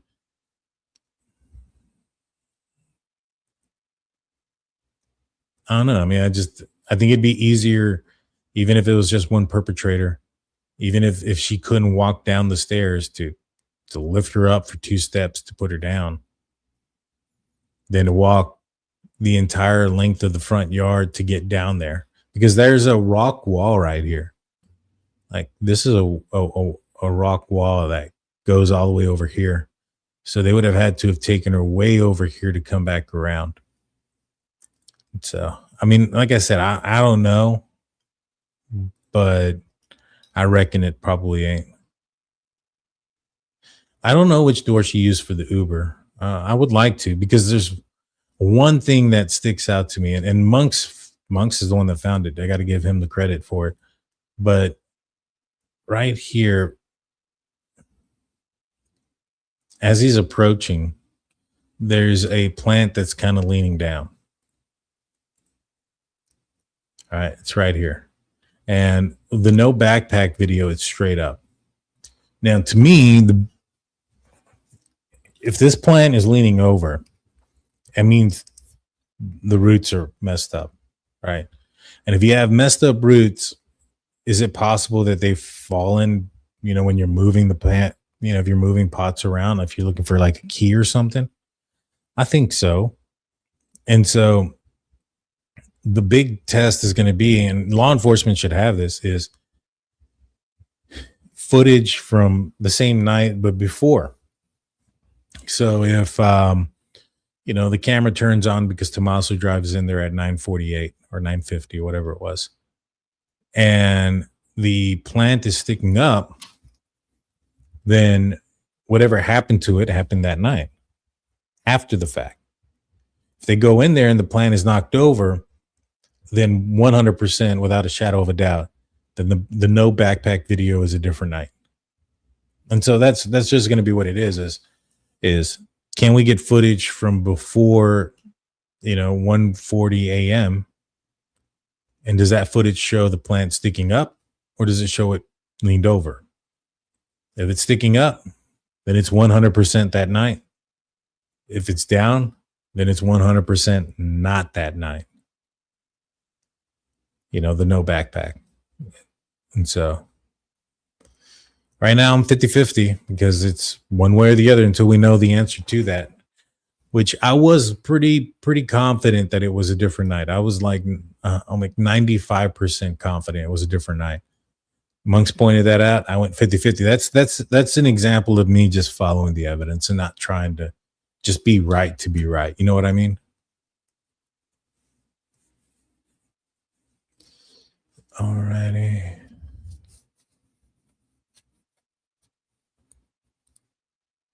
The root systems with Cactus was totally different than most other places. I don't know, but I looked it up as far as, why a cactus would lean over, and it said that the root system, I asked them if it's something that could be, AI, and I looked it up. If cactus are capable of leaning over immediately, and they said that if there was some root damage to it, then it would be, even if you were moving it, a pot. Now it said that if it was a healthy plant, it wouldn't do it, but it would have to be a plant that had some root issues, which for it to be leaning over most likely means it has root issues. If we were to think about it, in January, early January, the first part of January, there's less light than in February. So one would assume that it would be healthier in February than it would be in January, but it's the other way around. And so I would speculate to believe that it was most likely had some issues, just wasn't messed with. And then I don't know if he kicked it, maybe he knocked it over, maybe he lifted it up to see if there's a key under it. But I think he manipulated it in some form or fashion, and that's what caused it to drop, possibly. Then again, it also could be because it wasn't watered throughout that time frame or whatever the case may be. And so the only real way of knowing whether or not this was the same night or not is by checking out the footage from earlier that day. Or, I mean, I guess you can say even that week, if the Uber driver, let's just say the Uber driver pulls in and drives in front of this. You should be able to tell whether or not the plant is down or not. And that'll tell us one way or the other.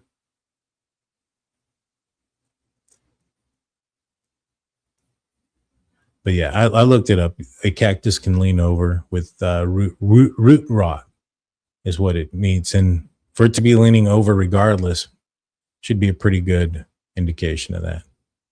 If it was an earlier night and he broke the sprinkler, it would have been shooting right on or near the plant, or either overwatered, which will root rot and force the water falling could have altered it. I don't know. I mean, the tweet that JLR had put out, it appeared that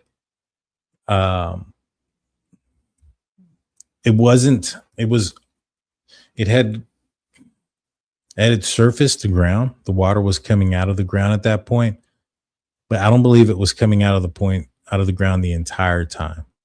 Meaning it was probably tripped over, broke, it started to displace the ground underneath, and then eventually it broke the ground and it started to spew up.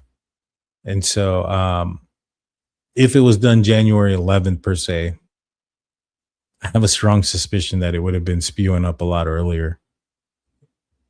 The fact that it was unattended and then fixed after the disappearance is probably an indication that it would happen during the abduction and why it wasn't replaced. Just kind of deducing things.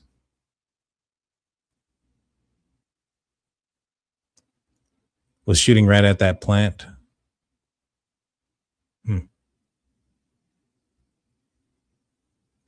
The whole plant. Well, I mean, it could have, but again, it may not have.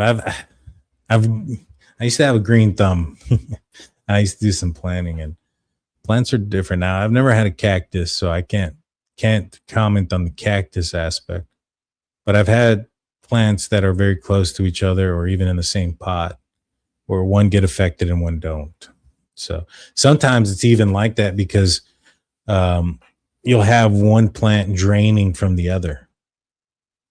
I wonder if that's the case with this one. You have one cactus draining from the other cactus, causing it to be weaker. Thank you for that comment, Quinn, because you just bring up an interesting point there.